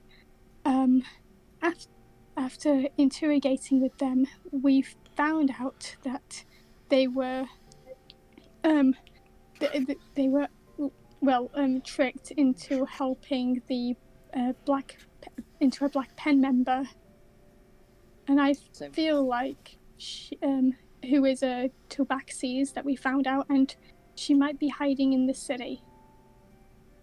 By the way, at this point, the rest of you have all met up. I'd say we roughly maybe timed this all together. So yeah, so you all there, and you see Goldie and Liam talking to the mayor. So Ursula, Magnus, Trip, Trilly, and Zillion, you are all there now. Nice. Yeah, so Argonaut at this point goes, oh, that's a serious... That is an accusation and a half. Tell me. Look, we have ourselves a situation. You guys mentioned... Wait, Caitlin, just remind me, did you mention the group that they were working with? As in, did you mention the Black Pen? Yes. Okay. I mentioned, and also mentioned about one of the Black Pen members being a Tabaxis. Gotcha. Just had to check. Yeah, so at this point, he actually, Argonaut goes, apparently there's been another Black Pen member sighting around here. Whoa. Another one? Oh, God. Oh, no. Yes. Yeah. This one is a Tabaxis. She didn't mention that, her name to them, but all they could get out she was she had grey fur and ginger hair. Does anyone have seen anyone like that?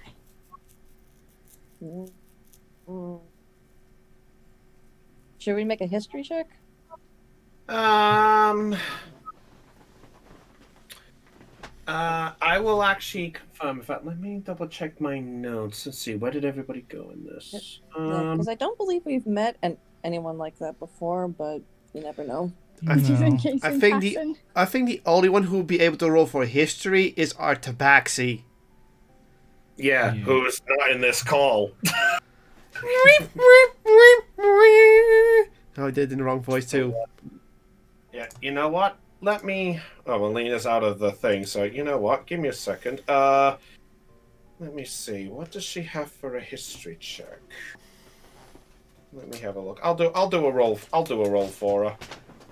Mm-hmm. What? What do you mean? What do you mean, game? Wait, stupid D&D. Ah. What am I doing? I forgot. I'm not on the screen capture. I could just load it up this way. But also, that laugh there. I just keep thinking that's the laugh from Spyro. What do you think I was going to do? Open a zoo? I love that laugh. Okay, where's our Tabaxi friend? There's the Tabaxi friend. What does Lena have for the... Oh, who's rolling? Oh, Heidi's got dinner. No worries, we'll wrap up shortly. History. Oh, she has no bonus. So I'll roll for her. Oh. Nope. I'll say maybe Topaz is just too busy and didn't catch wind of it. Okay. I feel now I feel like during the tournament, I think the Black Pen members might be trying to sabotage or at least cause some bit of chaos while the festivities are going, especially when people are a bit distracted. That does sound like an issue. Alright, I guess we'll I guess we'll just have to keep our eyes open a bit more. Well, if any case, there is a plan around that has been discussed here, so hopefully we can work some stuff here.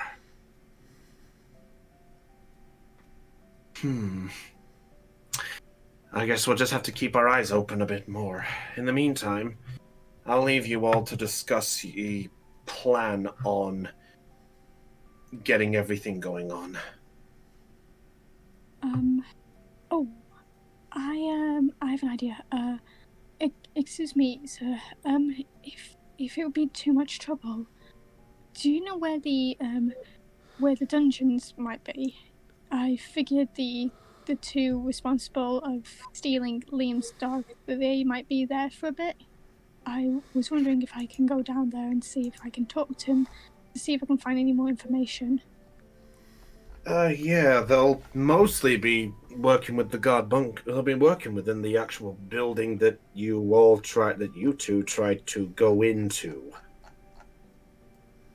Well, with your permission, sir, am I all right to go in there and have a chat with them, especially since hopefully one of them will calm down after having 2 arrows stuck into his knees and glare at Liam again.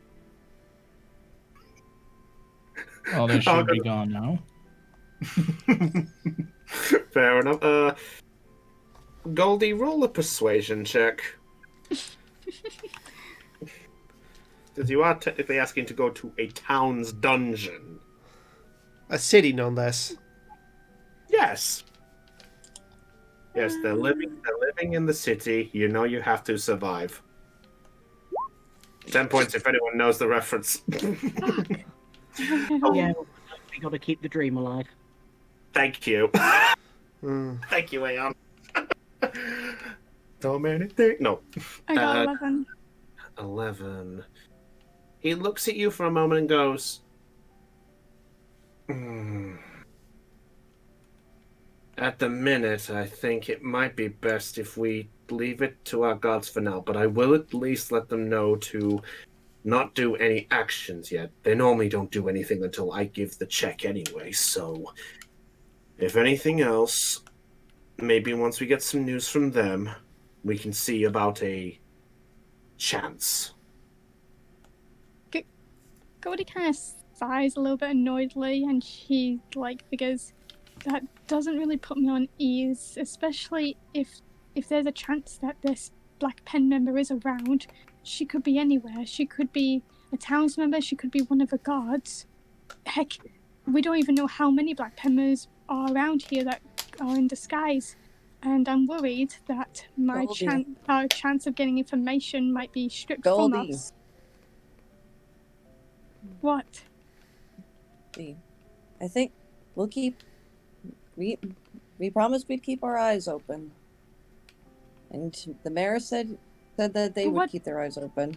What if it's not enough, though? We don't even know what we're looking for. Okay. Goldie, do you have detect good and evil on you? Yes, but I can't use it for the entire town. Even so, it's still. Even so, if you're not, even so, it's still something. And I have Zone of Truth, so if there's anybody that's a possible suspect, we can try to then maybe I can use Zone of Truth to determine if they're lying or not.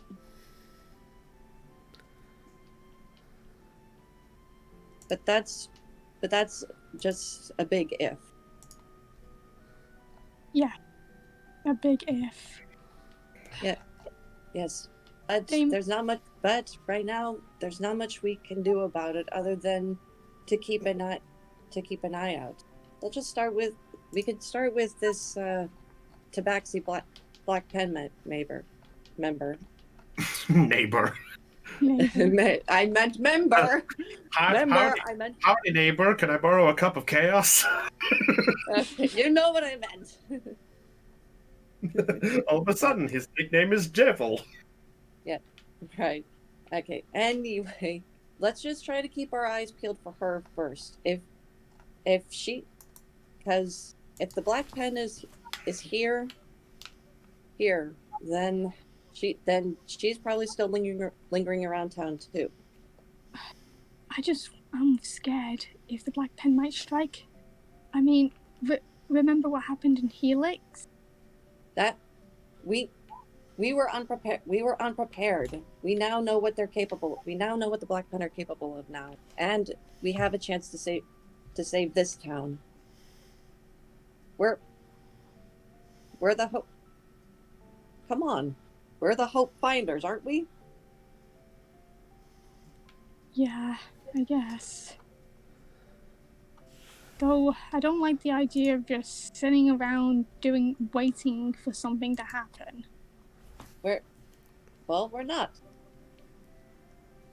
What? We're so? Wait, what's this plan? Hey, we have a plan. We do have a plan. I look at Ursula and Magnus. Right, guys. And it's a good one too. Oh no. I don't know if I should be scared by that or pleased. What is this plan? Basically entails of me being part of me and Zillion being part of a rescue party on the third day instead of me competing, and it also involves you guys forming up a team to compete on the last day, and you happen to stumble upon the Temple of the Claw. So wait, just to clarify, so wait, are Magnus, Cillian, and Ursula going to the Temple of Claw? Everyone is. Okay. But you guys will be officially part of the last day of the tournament. And when is how many days is the last tournament actually? It's tomorrow. Tomorrow. Yeah. Oh yeah, that reminds me. I'm going to be opening up. I'm going to have to open with the performance tomorrow. I wish you luck on that, Ursula. Oh, not Ursula, Zillion. Shit. Yeah, thank you. Sorry. So sorry. It's fine. Thank you. At this point, Argonaut sort of gives this nod and goes, well, I will leave you all to discuss your team arrangements if you are all taking part with this, especially to get to the temple. Be sure to let me know your teams by the end of the day. That way we can plan ahead and see what we can do. If anything else, we need to formulate a plan that makes it so you guys go to the temple area and not everyone else. Because we can't just have you going up there. Anyway, with respect, I must get back to work, so I will chat to you all later. All right, take care. Take care, sir. I bow. And Mayor Argonaut just sort of bows back and just walks off, sort of holding the straps of his shirt as he walks off.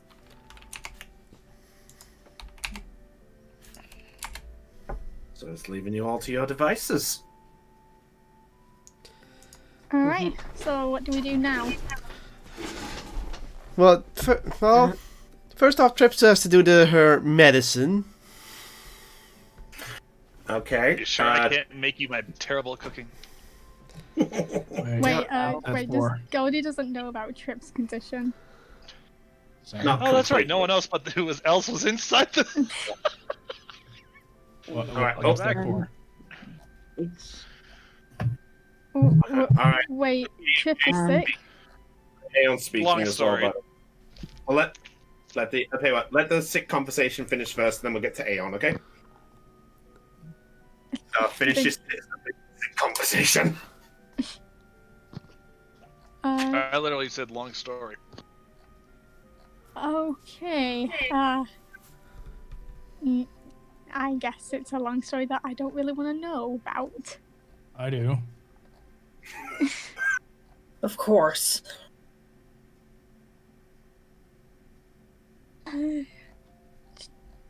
Trip, why are you sick? I just have a very bad case of indigestion. Too much info. I could have helped with that, I guess, but okay.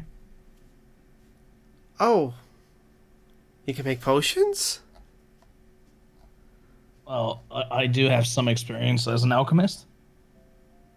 Well, I got something now, so, thanks for the offer. Good luck. Can I roll a perception? For what? To see if noticing Trilly looking uncomfortable. That would be more insight, but I guess it depends if Trilly's making this obvious or not. Aeon, are Yeah. you making this obvious or not? I'd say it probably does look a bit obvious. Okay, no need to roll then. So Goldie, you can just make the remark. Trilly, are you okay there? Please tell me you're not sick. No, I'm. Someone say something? While I was asleep last night, I had a dream. Queen Titania visited me and sort of explained a few things.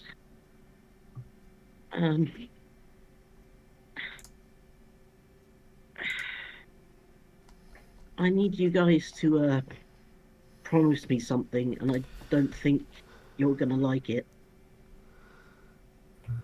What's that? What is it? I need you to let me die. What? And that's what we'll end tonight's session. Oh no! My God! Thank you, Aeon, for planning this. No. Okay, that's a way to end the session. No. Aeon said he had something to share, so I let him share it, and he just said, if you're planning to finish up, let me give this as a cliffhanger. Yay! So, this is interesting. So, it appears we all have ourselves a little situation to deal with here. With a plan now in place, and the Hope Finders now having to set themselves up for not only the second day of the competition, but for the Hunt of Glory for the next day too. But, with Trilly's bombshell, what is going to be the fate of the young halfling as well as their parents? Well, you'll have to tune in next time to see if you'll find out. You fucker. Brilliant cliffhanger. That's a proper cliffhanger. Wait, commence the soap music. Anyway. But... No, I'm not going to sing that. Thank you. But with that said, everyone, the perceptions rolled low. I think it's time for us to go. So, next week we'll be back to the land of the Pokemon League for the Pokemon campaign, so let's see how that goes. But otherwise, Manu will be back in 2 weeks. Let's see what happens then. So until then, it's goodbye from Brownie, your dungeon master. It's goodbye from Aeon. It's goodbye from Cotlow. Wait for it. Wait for it. Wait for it. To be continued. Thank you. It's goodbye from Caitlin. You evil bastard. It's goodbye from Heidi. I come back to this. It's goodbye from Chopper. Later. Goodbye from Raven. Quiet. Goodbye from Death.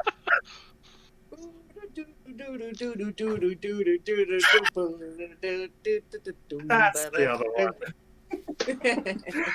But with that said, and a goodbye from Lena as well. Probably stuffing her face. Bye, peoples. Alright, but with that said, this is Brownie of the Joy Charge Gamers, signing off on Let's Play Live Perception Check. Until then, my friends, stay charged and catch you all later. Goodbye! Hello.